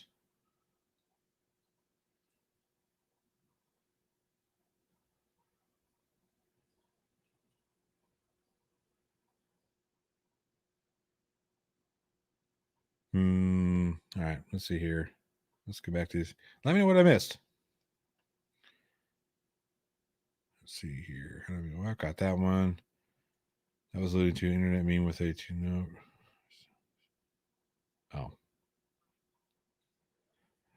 Top 5 favorite bands? Are we doing like overall, all time, genre specific, or what? Because if we're going, I mean, Metallica #1.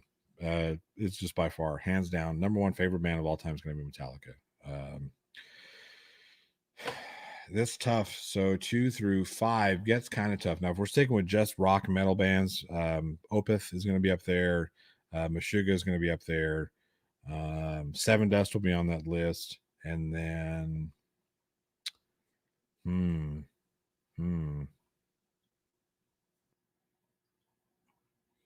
that's a tough one. Animals as leaders, I'm probably put them on there. Top 5. I think that would be good. Yeah, Metallica's number 1, hard number 1. Everyone, all the other 4 can be interchangeable. Just kind of depends on my mood.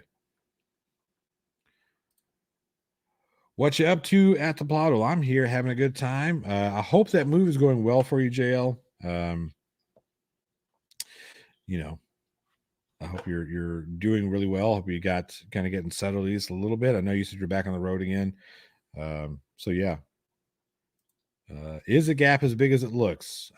Bigger, actually. It's 3 times the size. He puts like this white paste in between it when he gets on camera, so it doesn't use. I'm kidding. Yeah, pretty much the entire Carpenter filmography. There's some really good ones in there. Let's see here. Let's see.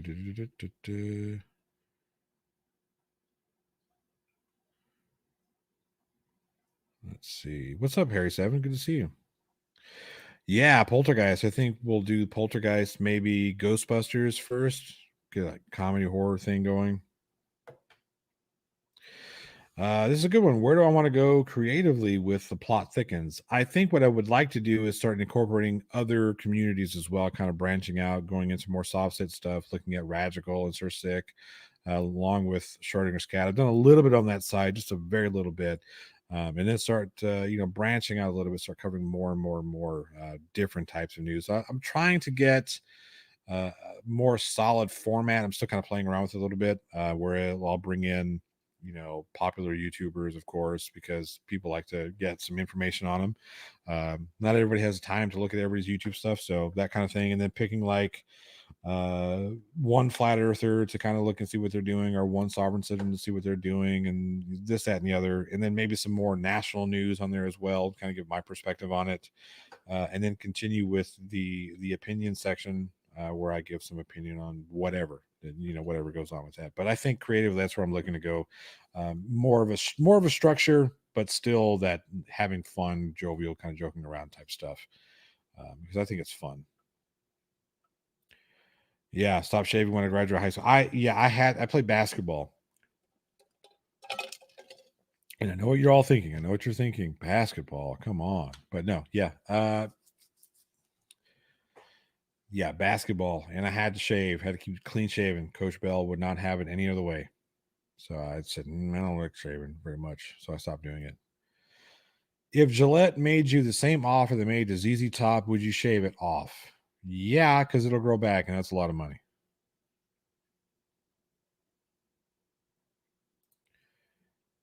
You met your first wife in a guitar. Do explain. I'm curious. What's my favorite billiards game? Probably One Pocket, because it's more like chess than any of the other ones. 9-ball is cool if you're into like really fast play, right? Really quick games and whatnot. But probably One Pocket. It's a very difficult game to play, and I'm not great at it. Rush, yeah, I'll probably put Rush in there too. In that time, interchangeably. I'm not a huge Geddy Lee vocally fan. I like Rush as a band. I think they're amazing. Metallica pre-Black Album. See, I like all Metallica. I granted the Master of Puppets is the greatest album of all time when it comes to metal for Metallica. But yeah. Motorhead. I did forget Motorhead, and that's pretty bad that I forgot Motorhead. And I didn't forget Motorhead. It's just, again, don't get me wrong. Love Lemmy, love Motorhead, great band. It's just I wouldn't put them in my top 5. Not because they're not good, just for me, I would put them there. Top 5 favorite punkabilly bands. I don't know, to be honest with you. I don't even want to attempt to answer that one because, my goodness, I look like an idiot. Let's see here. Oh, you have to send me a link for that one, because I love that song, and yeah, very curious to hear it. Those two guys singing, 2 great singers.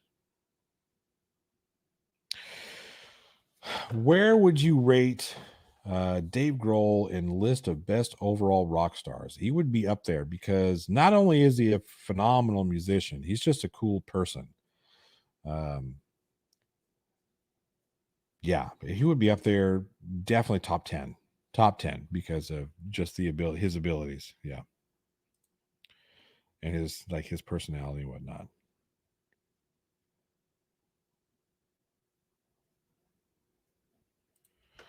What is the worst movie I've ever watched? Man, there's so many that I could pick from this list. We could pick some of the ones that were covered on the Weekend Horror podcast yesterday.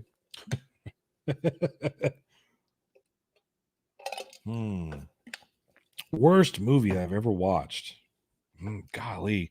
Battlefield Earth, maybe? It was terrible. It was awful. It was awful.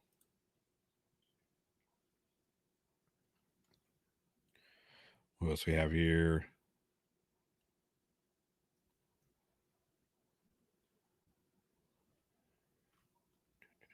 All right, cool. What am I missing?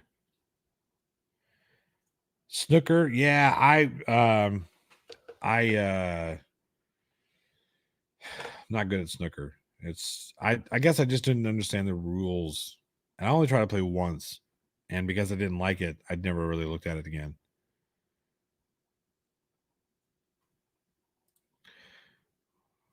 Let's see. If Lemmy and God got into a fight, who would win? Trick question. Lemmy is God. That's true. I was going to get that one right, Commander Darklight. Ryan Anon says, I need to ask. Punkabilly, example. Someone, please. Yeah.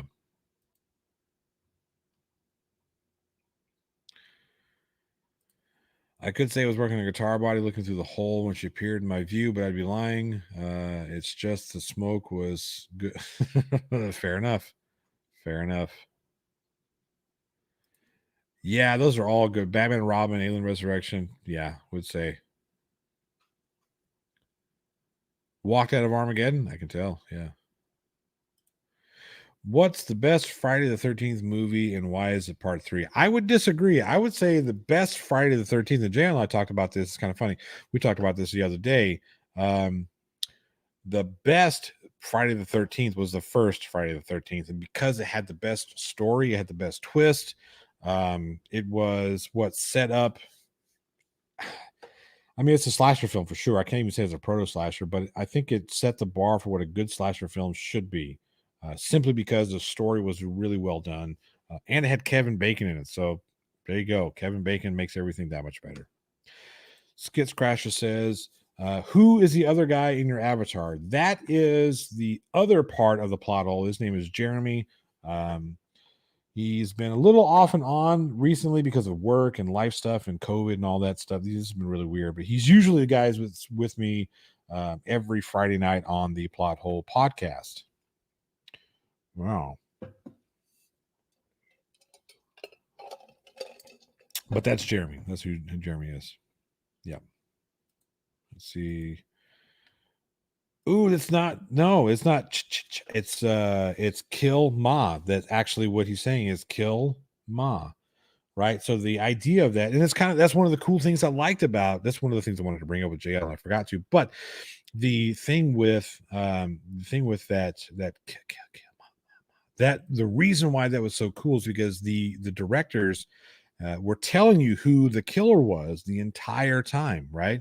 They were telling you that it was a mom doing all the killing. Spoiler, by the way, with that echoplex on that kill mock, because that was her hearing the voice of her son telling her to kill these people, which I thought, again, that brilliant writing and the disguise of everything that's going on in there. They're telling you the whole time that it's the mom doing the killing, and then, you know what I mean? Just great. That's one of the reasons why I thought it was great.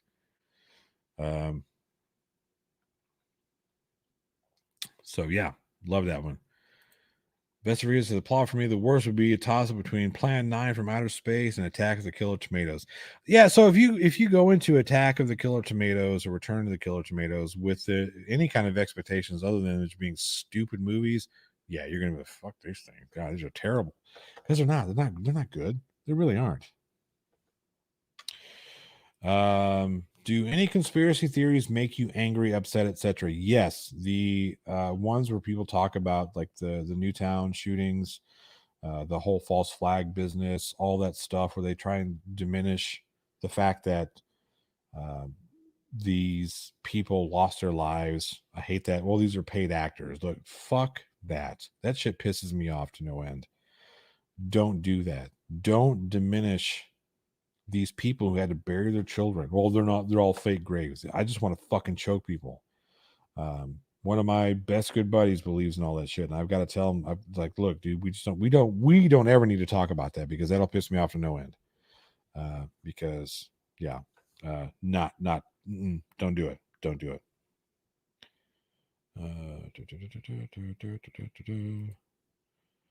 I got a cuddle buddy without the extra responsibility of taking him outside. That's true. New kitty. What do you think of Quest for Fire? I don't really know, because it did. I'm having an, I can't wrap my head around the Quest for Fire thing. Let's see here. Anti-vaxxers and COVID deniers. Those piss me off too. Yeah, those guys piss me off too. What conspiracy theory do you think is true?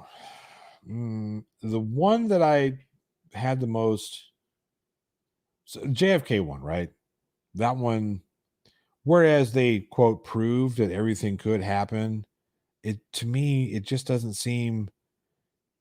You have to go the extra mile for this to believe the stuff that happens the way that the official story said it happened. And it just doesn't make sense that Lee Harvey Oswald, being a trained sharpshooter in the Marines, would give up the best angle, the best shooting angle when the motorcade was coming at him, and it was a clear shot. There were no trees, no overhang, clear shot. But he said, no, I'm going to wait. I'm going to let this one go by to get the worst angle that's covered trees. And then he would have to do the whole magic bullet thing. That right there. So come on. Yes, Mike 71, the Challenger hoaxer. That shit pisses me off too, because I watched that shit live with my father. So yeah, that one definitely pisses me off too. What is the most disturbing movie and TV show you've ever watched? Man, that's tough. That was really tough. That's tough. Let me think about that one for a minute. Let me think about that one, because I really get there's. Let me think about that for a second. I don't know. I don't know. I can tell you one of the most recent TV shows that I've watched was really disturbing was The Handmaid's Tale, because of the way they depict the rape scenes. It was extremely uncomfortable. It's very.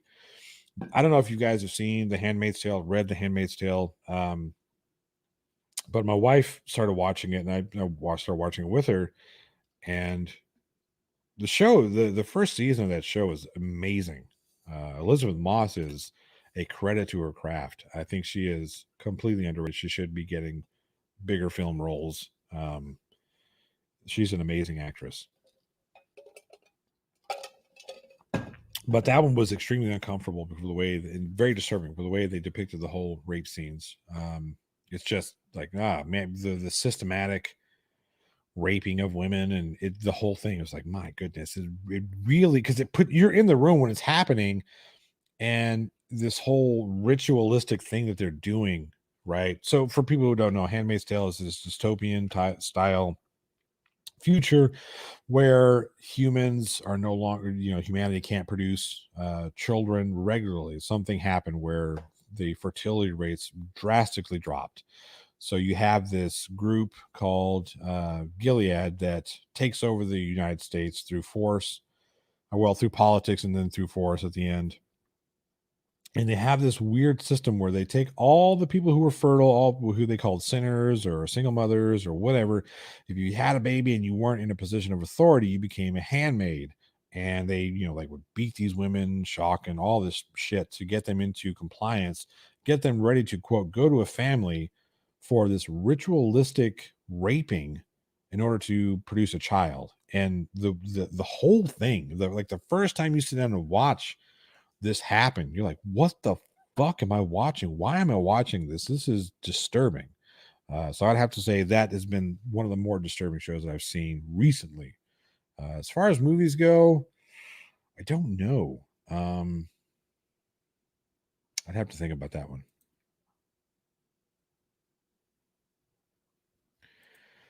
Do I like getting shot in the front of the neck? I've never been shot in the front of the neck. I know what you mean. I'm just teasing. Let's see here. Did I miss? Did I miss? What did I miss?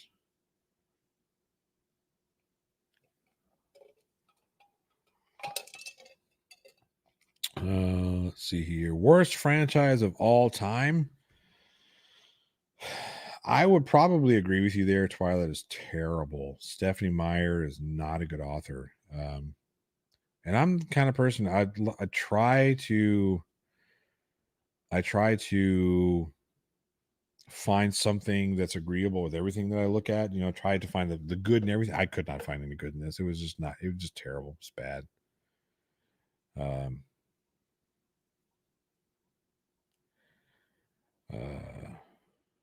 Let's see here. What else we got here?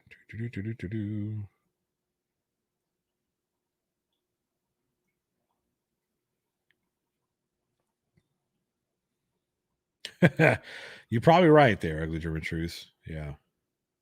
American Gothic was up there. Yeah. So now that you say American Gothic, it's not American Gothic, but I watched American Me not probably, but I watched that movie way too young. Right. So my father grew up at the same time that grew up in California, East Los Angeles in the 50s, when the same time this film was set, the period piece was set. And this depicted some of the most notorious, the birth of the Mexican mafia, basically. And it was extremely graphic. So at the time, even now, it's still, because, I guess because it's seared into my brain from such a young age, even now it's still disturbing to me seeing some of that stuff. And yeah. Let's see here.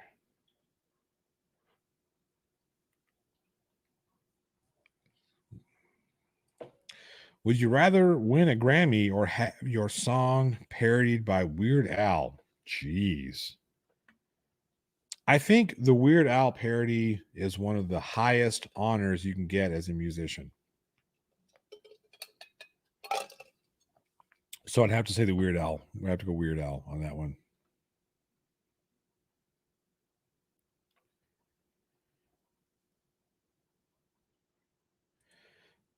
Have you ever seen The Dead Zone? I have. The similarities between Greg Stilson and Donald Trump were scary. That's true. They were.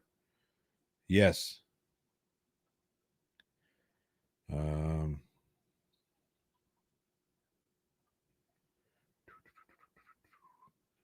Still a better love story than Twilight? What's that? What's a better love story than Twilight? Anything?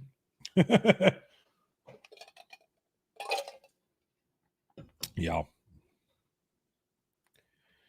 Weird Al parody is more official than a Grammy. That's what, yeah, Ben Lacey, exactly. I think that absolutely. It's more, that if you're good enough for Weird Al to make fun of you or to parody your song, yeah.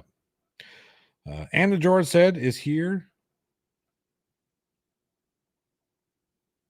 Good to see you. I didn't know about that. Al did cover Coolio. Yeah, Coolio hated it. This is true. Platoon is a better love story than Twilight. Absolutely.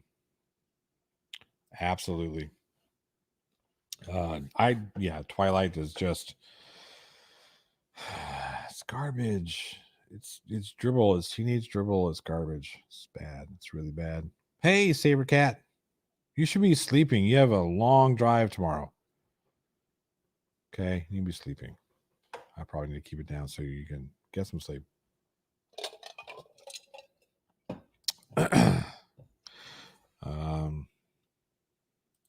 So what would it mean if Borat pretended to be Weird Al to parody your song? I don't know. Because Sacha Cohen's funny. I don't know. That would be like you made it twice. You made it both in film and in music. All right, Mr. Andrat, thank you for coming out. I appreciate it. Oh, a Serbian film is a better love story than Twilight? I don't know. I've never seen a Serbian film. It just does not sound like something that I would enjoy watching.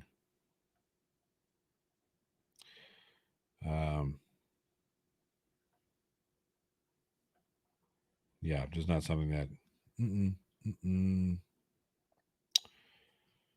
Nope. Oh, hey, we have an update.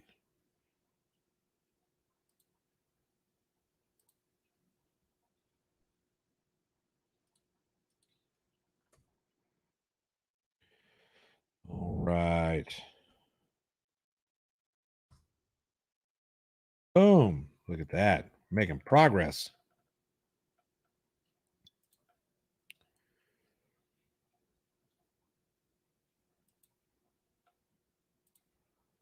It's a sign that you've made it if Weird Al parodies you, like a South Park mocks you in one of their cards. Exactly. All right, Vesta. Good night. We'll see you next time. Yeah, I wouldn't like it. No, it's just no. I'm good. I'll pass on that one. There are certain things that it's just not worth it. The latest Star Wars movies were better than Twilight, which I never saw. Yeah, Star Wars movies do get a lot of hate.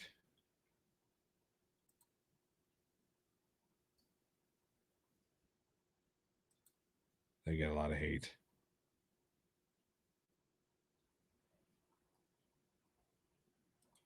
No, JL, I'm just doing the regular.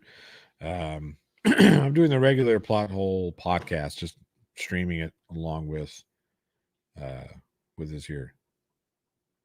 And if we get up, the closer we get to 2000, the better. Can't stay long, going through some personal stuff, but I love you guys. Hug your loved ones for me later, y'all. And George said, whatever you got going on, man. If you need whatever, you got to scream at somebody, let me know. You can come scream at me in the Discord. So yeah, take care. Take care of your family. Do what you need to do, man. Let's see here. And now that all the fun stuff is over, World War, Russian Revolution, Greco-Turkish Wars, Treaty of Versailles, world goes on to reconstruct and heal its wounds. That's true. Here we are. We're in the 20s, in the roaring 20s. Why Kick a Moo Cow says Star Wars Episode 1 is the best Star Wars.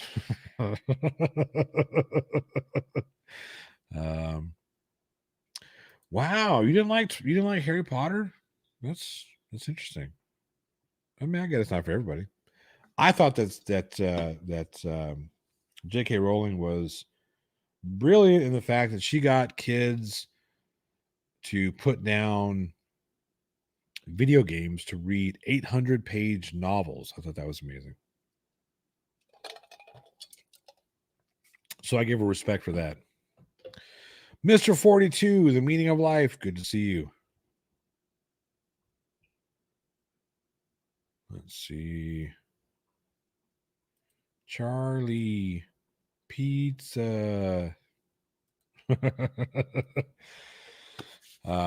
So yeah, anything else? We got about another 25 30 minutes before I shut this sucker down. Return of the Jedi was the best Star Wars. I still Empire Strikes Back is still best. It's still number one in my book. Always will be. Not that I dislike Return of the Jedi, because that the fight scene in Return of the Jedi, the epic battle scene where you've got 3 different battles going on all at once in this galactic war. I thought that was really well done. The way they shot it, the way it was edited together, it was kind of interweaving between the three fights. I thought it was great. Although 1922 might already be into Prohibition. Yeah. 17, yeah, to the 33. Yeah. Prohibition was a long time.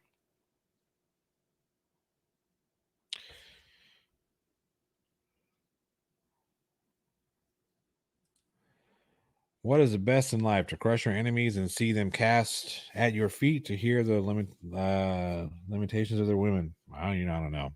I don't generally crush my enemies. I just let them crush themselves. Gotta hit the sack. Gary RW, you have a good one. Go to sleep. Get some rest. Get some rest. Absolutely.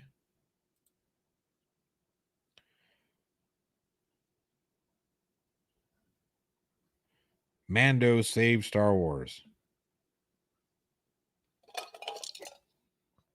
Absolutely did. I'm really looking forward to the next season. Can't wait for that.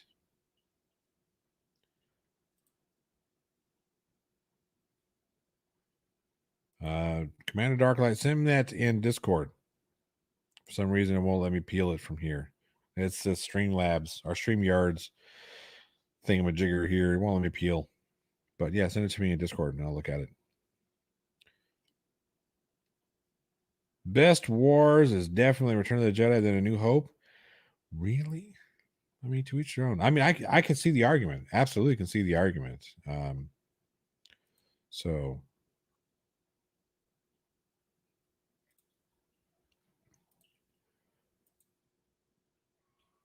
I have seen this one. Where they redo the battle scene between Darth Vader and Obi-Wan. Yeah, that's what it should have been. That would have been so much. That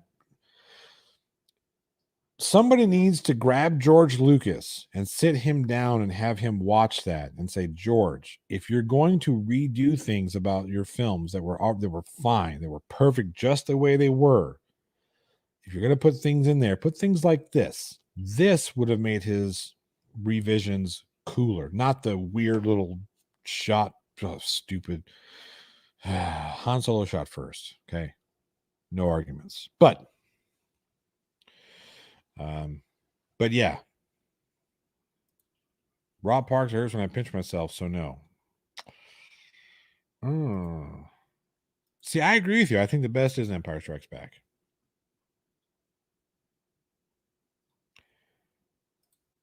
I need to read the comments. I am reading the comments I'm commenting on. I'm also highlighting them, putting them up on the screen. Most of them, anyways. I missed a couple of them. The night owl of the house. You can never get proper sleep since the day I turned 6, and Darth Vader can never have non-crusty lips.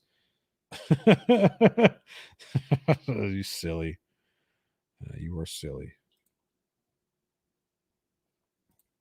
Why didn't they remake Return of the Wookiees instead of Ewoks like they originally planned? It should have been, right?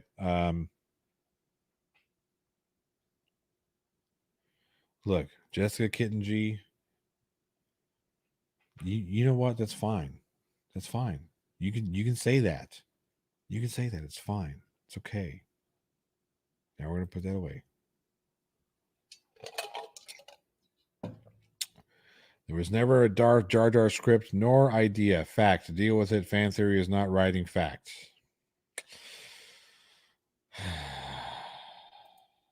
A less polarizing franchise. Thoughts on David Gordon Green's Halloween? I haven't seen it. Wait, David Gordon Green's? Which one is that one?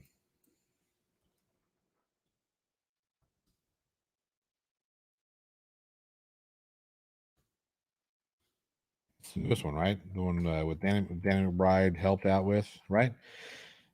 Yes, maybe. Yeah, I haven't seen that one. Well, I'll take that back. I haven't seen it start to finish uninterrupted. It's been back and forth. So I bits and pieces. I enjoyed the way they redid the story. Well, I enjoy the way they retconned everything, all the bullshit out, right? Got rid of all this stuff. I do like that. I like that they got rid of the familial thing between Laurie Strode and Mike Myers. I still think that Mike Myers is a little bit too much of a superhuman, but let's see here.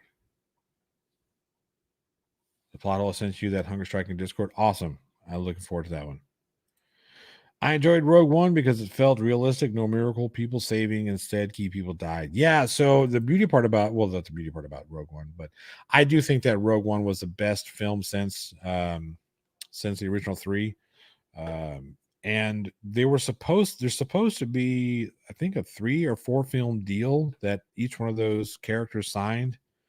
I think they've since shelved that idea because Han Solo and whatnot, but yeah. Have you seen Mandy with Nicolas Cage? I have, but it's been forever, and I don't remember it all that well. I'm not a huge Nick Cage fan. I don't appreciate his style.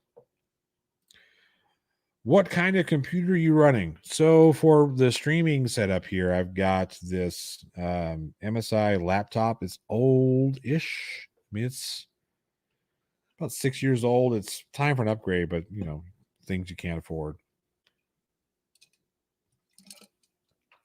One of these days I'll update that. But my main rig, I just upgraded all the guts in there. So I've got what do I have in there? I don't remember. Put all kinds of stuff in there. It's a supercomputer now. It's got DDR4 100 no, I haven't put 128. I've only had 64 gigs in there, so I'll double that up here soon to get to 128 RAM. We've got all kinds of storage options. Got a I forget which processor I put in there. Stupid fast though. The dude is getting his own series. We're talking about Cassian Andor. Yeah, that's cool. Laptops are expensive and upgrading. I think what I'll do is I'll just replace and then wipe and send this one on. Let one of the kids take it. Just heard they're making a Rogue One prequel. That will be really cool. I don't know how they're going to do it because part of what made Rogue One enjoyable for me was the characters, the character building, and their chemistry with each other. Like you had Baze and gosh, golly,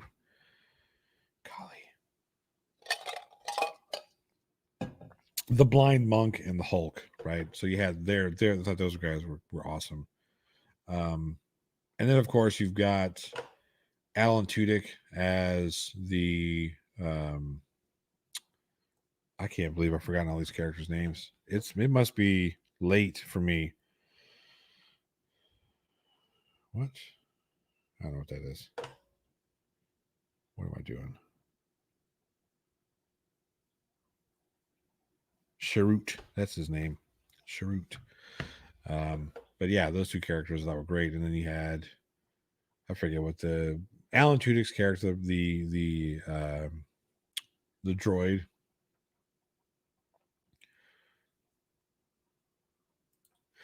This is a really good question, and I have to say that I prefer both. I hear a lot of the argument about, well, the book was better than the movie, or I like the movie. Here's the thing: there's two different mediums, and you have to. The problem that people get with looking at, well, I read this book, and in the book they had all this stuff that they couldn't put in the movie. Well, yeah, because if you were to try and incorporate everything, now I will say that there are times that they leave some pretty K2SO4. That's recommended dark light. But they try and when they take some key things out of the storyline that don't make sense, to change it just to change it to make it a little bit different. I don't like that when they do that from book to film. But I also understand that a film is the interpretation of so many different people. When you're talking about a book, you have the author, and then you've got the editor. But ultimately, those two are the ones that put the story together. And then when you pick up this book, everything like the visualization of the story happens in your head. And sometimes that's a bit unfair of us to expect that what we see in our heads is what we should see on the screen. So we kind of bring in that expectation of what the film should be. So when we leave that at the door, when we leave our expectations out and go into a film to look at a movie and watch a film for what the film is, the interpretation of the screenwriter, the interpretation of the director, of the producers, of the actors, and set designers, and so many different, so many different people's flair that go into making a film. Looking at it that way, I think it's a little bit, it makes it a different experience for me, so I'm able to enjoy both. I guess it would be answering your question.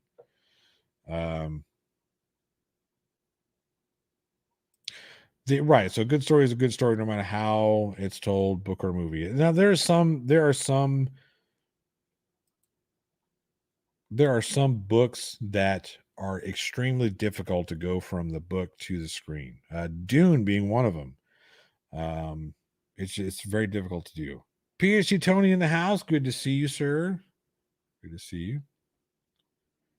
Let's see here. I tried to go into a movie not expecting the book as it exists in my mind and vice versa. Exactly, right. So that's, and here's one thing I don't like about watching a film after I've read a book. When I read a book, again, the visualization happens up here.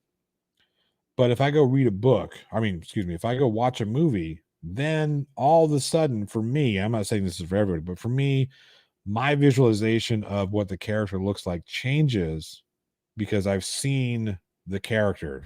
I don't know if that makes sense, but so for me, sometimes it kind of changes how I enjoy a novel or a book. So Starship Troopers was completely different film to book. Yes, it was. And that's because of director and whatnot.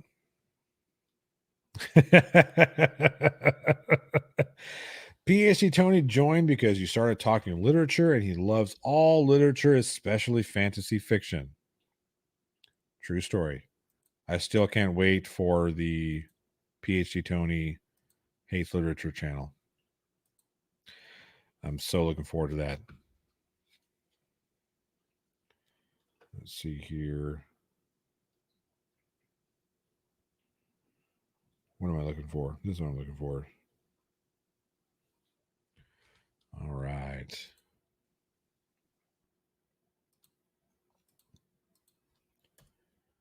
Getting there. Getting there. Maybe by this time next week we'll be in the sock hops. That'd be awesome. Had to stop writing his George Smiley books after watching Alec Guinness play the role. So who was the running man? Arnold Schwarzenegger. Are you still in an active band? I'd love to sing in a band again. It was so fun. Yes, I am in an active band. I'm in a band called Invasion It. We are in the process of releasing our first. We have pre-sales going on now. The digital copy, I think, happens in 6 days. I think maybe a little more, maybe a little less. And then we'll have vinyl copies available in 3 weeks, I think. Who wants a link? Who wants a link? Let me get a link for everybody.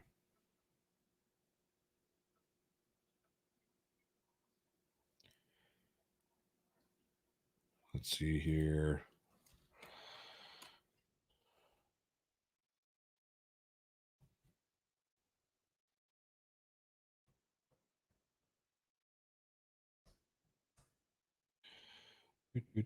What? No, come on. I know it's got to be there. I tell you what, let's do this. Let's look at it. It's here somewhere. I've got it somewhere. Somewhere.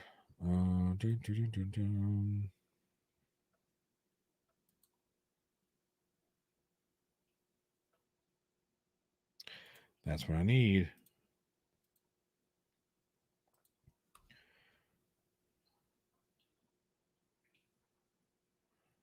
Whoa. Can I just... There we go. All right. You have 2 shiny karaoke trophies. All right, here's a link. I'm not sure if the tubes of the U will allow that to go through, but invasionit.bandcamp.com if you want to get in on the pre-sales, early access, all that kind of stuff. So you'll have, I think, with the pre-sale, the pre-order, you get the digital album with the vinyl. I forget all the packages that he's got set up, but digital album is as little as $6. You can do more if you want. Pre-order for the vinyl, you're gonna be looking at $28. That's all USD. And again, you can always do more if you want. You don't have to, but minimum 28. You get you get the record. Let's see here. Yeah, so if you do the vinyl CD bundle, you'll get the T-shirt and digital download. I think that one is. I can't remember.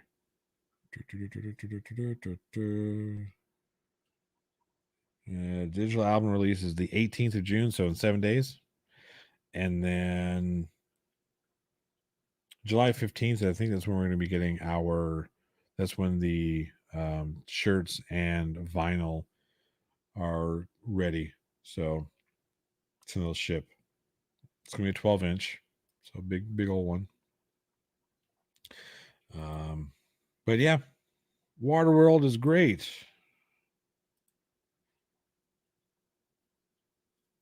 Karaoke night.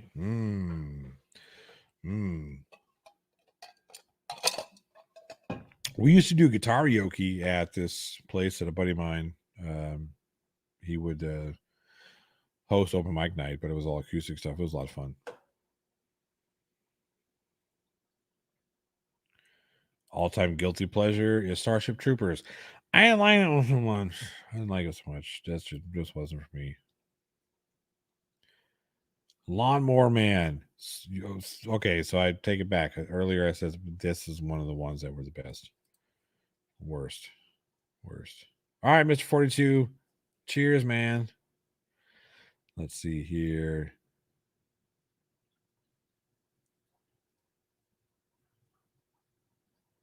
Yeah, there we go. Let's see, you use your phone too much, Sabercat TV says. My phone had died, so I had to rejoin after putting my phone on the charger.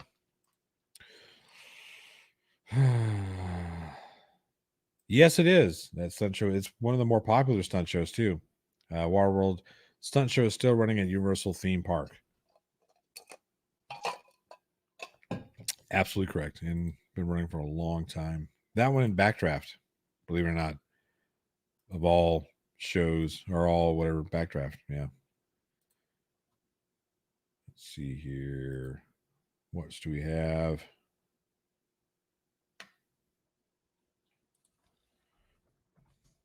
Me too, JL. Me too.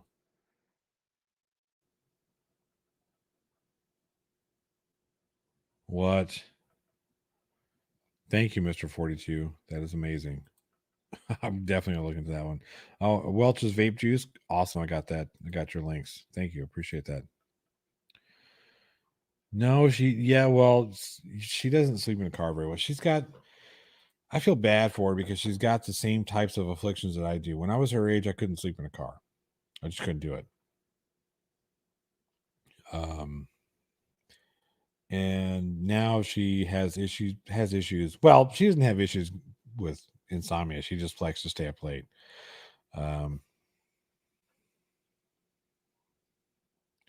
What? We're sold out of the 2X bundle? Are you kidding me?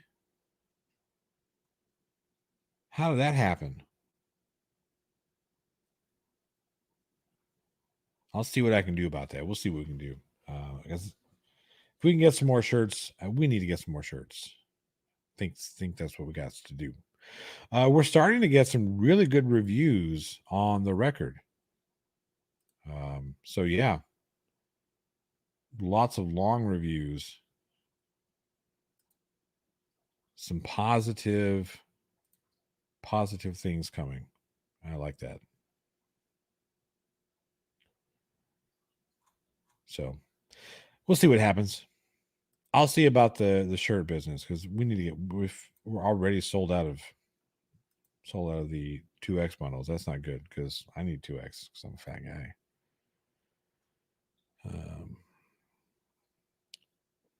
Yeah, I know you genuinely have issues sleeping every night. You genuinely have issues putting your phone down.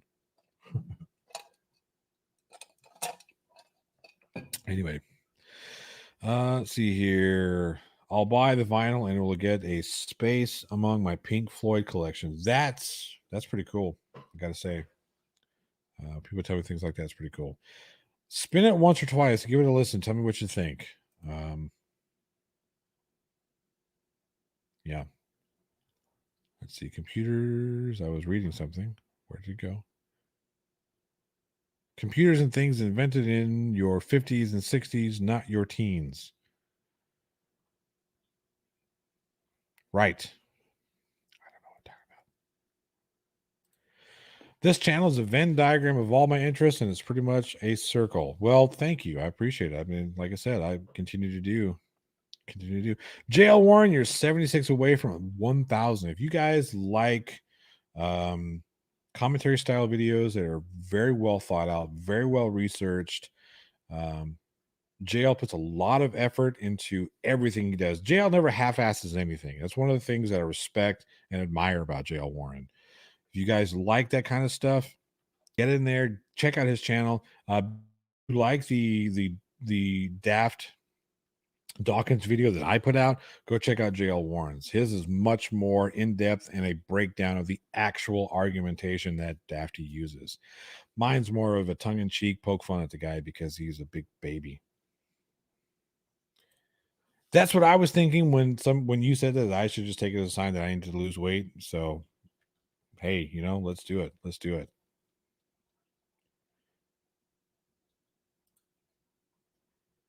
Let's see here.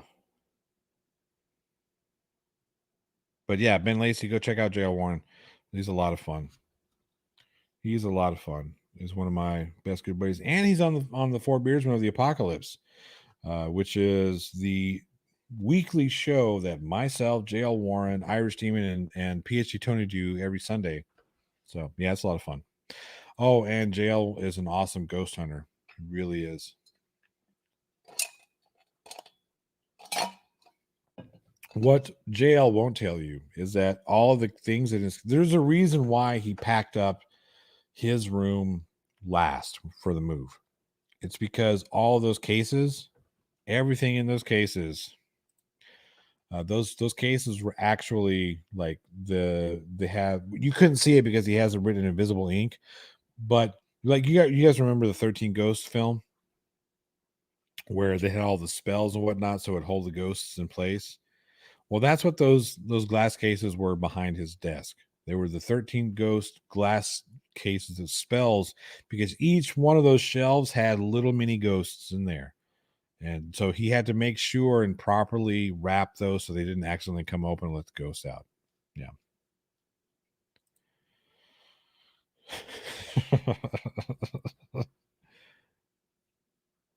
Walk for 30 minutes, 3 days out of 7, work, and up to jogging and running, you lose weight. Yeah, I agree.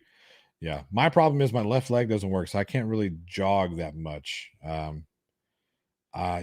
I need to go back in and do some weight training too, just because.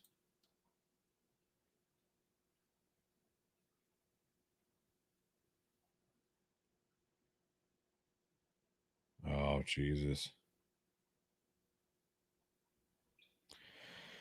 That's some silliness.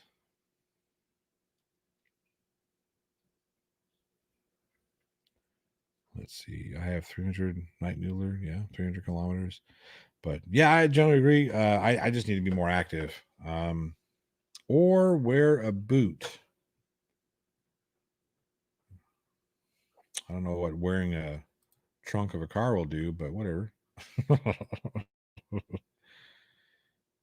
Oh, so if you go to sleep with piano music for sleeping, then put that on and get some sleep, silly. Weights are fun. I used to actually be in the gym a lot. Before, when I met my wife, the reason why I was able to get such a beautiful woman has nothing to do with his face. Because look, I know where my weaknesses are, and this is one of them. It's the reason why I grow the beard, because it covers the face. But I was in the gym every single day. I would get up I had to be at work at 11 o'clock in the afternoon or 10 o'clock in the afternoon. So I would get up at 7-ish, have a small breakfast, take off to the gym, work out for hour and a half, 2 hours, shower up, and go straight to work. I do that every day. And I was in great, well, not great shape, but I was in much better shape than I am now. Left leg boot. Yes, I know, JL. Come on, man. Boot, trunk of a car. Never mind. Yeah, so that was always good. Lots of weight training. I was 70 pounds lighter and, much, much sexier, I guess. But I'll get back into it. We'll get it done. Getting into my 40s, the metabolism was slowing down. So, yeah, it is the magic beard. It is the magic beard. That's what it is. All right, we got 10 minutes, 10 to 13 minutes, give or take. So let me know if you have any last minute questions. Great to answer them. Happy to answer them. Next, you wanted to wear a bonnet. I can make bad. That's good. Wear a bonnet. Jeez. So yeah, any last questions? Let me know. Be glad to answer. Yeah, what's going on? Oh, there it goes. Let's do one final update just to see if we have any progress. Nope, stuck at 1923. So we're going to stick with 1923 for quite some time. We don't get old, we just stop moving. I live by this. This is true. This is true. Night Mueller says, what's 42? That would be the meaning of life, according to Hitchhiker's Guide to the Galaxy. Well, it's plot hole 13 seems the number of the night anyway. You went from 1910 to 1923 and all that. Yes. Like I said, I'll take it. Any progress I make, I'm always grateful for the baby steps, big leaps, little things, whatever. Like, when Rob Parks for 5 says, here's some gas money for the trip tomorrow. Many thanks. I appreciate it. Absolutely. When you guys show me support, it really, I mean, I don't know if it's imposter syndrome or it's just, the fact that you guys are been so supportive of this small channel. It's amazing. It really does. It amazes me.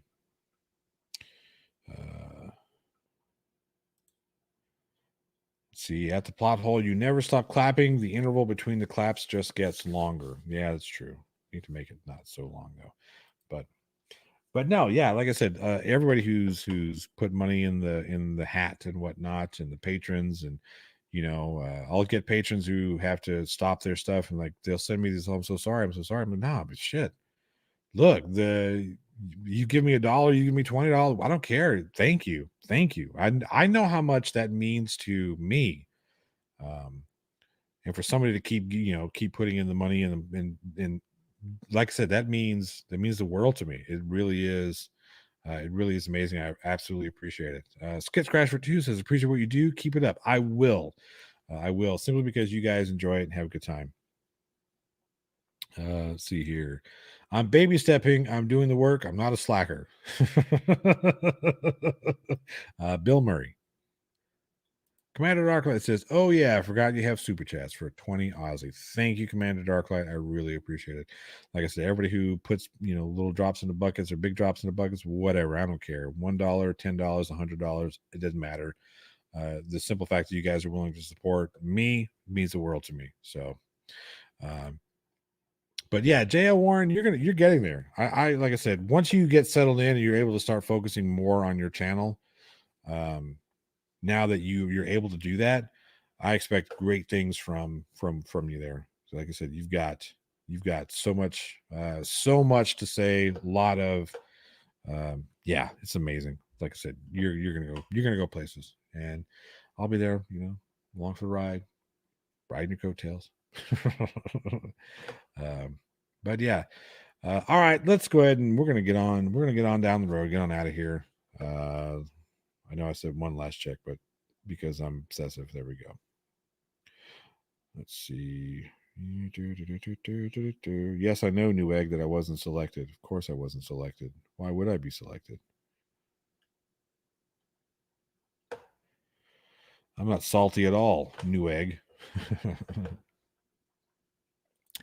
Elizabeth, the fact that you subbed once is plenty, because that means you've taken the time out to do something small. It's maybe a small thing for you, but it's a big thing for us always. So we appreciate it, absolutely appreciate it. That's right, it's finger guns. So everybody show me your finger guns, and we're gonna get on out of here. I'm Johnny O from the Plot Hole. I love all you guys. You guys are amazing. I appreciate everything you do.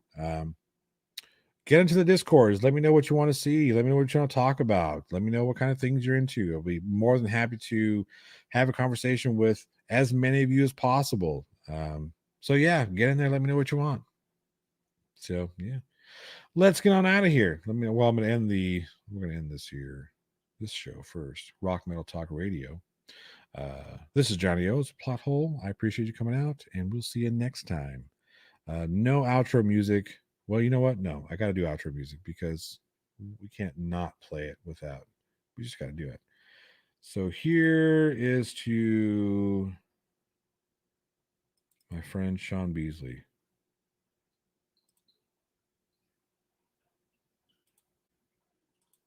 All right. We'll let that tune play out over on that side. Play this for the kids tomorrow. Weird Al. Okay. All right. We'll do that, Angel Gamer. We'll do that. Anyway, that's playing out over on the old website, rockmetaltalk.com. So if you want to listen to the tunes, you can. Like I said, normally I don't do this Friday nights because we have other guys that are streaming Fight and whatnot. So I'll, I'll do my usual podcast every now and again for some of the big ones. I will on Friday do a double cast, but I figured I'd come in and say hi to you guys and hang out. But you guys keep on being awesome, and I'll keep doing what I do. I appreciate every one of you. Cheers, everybody.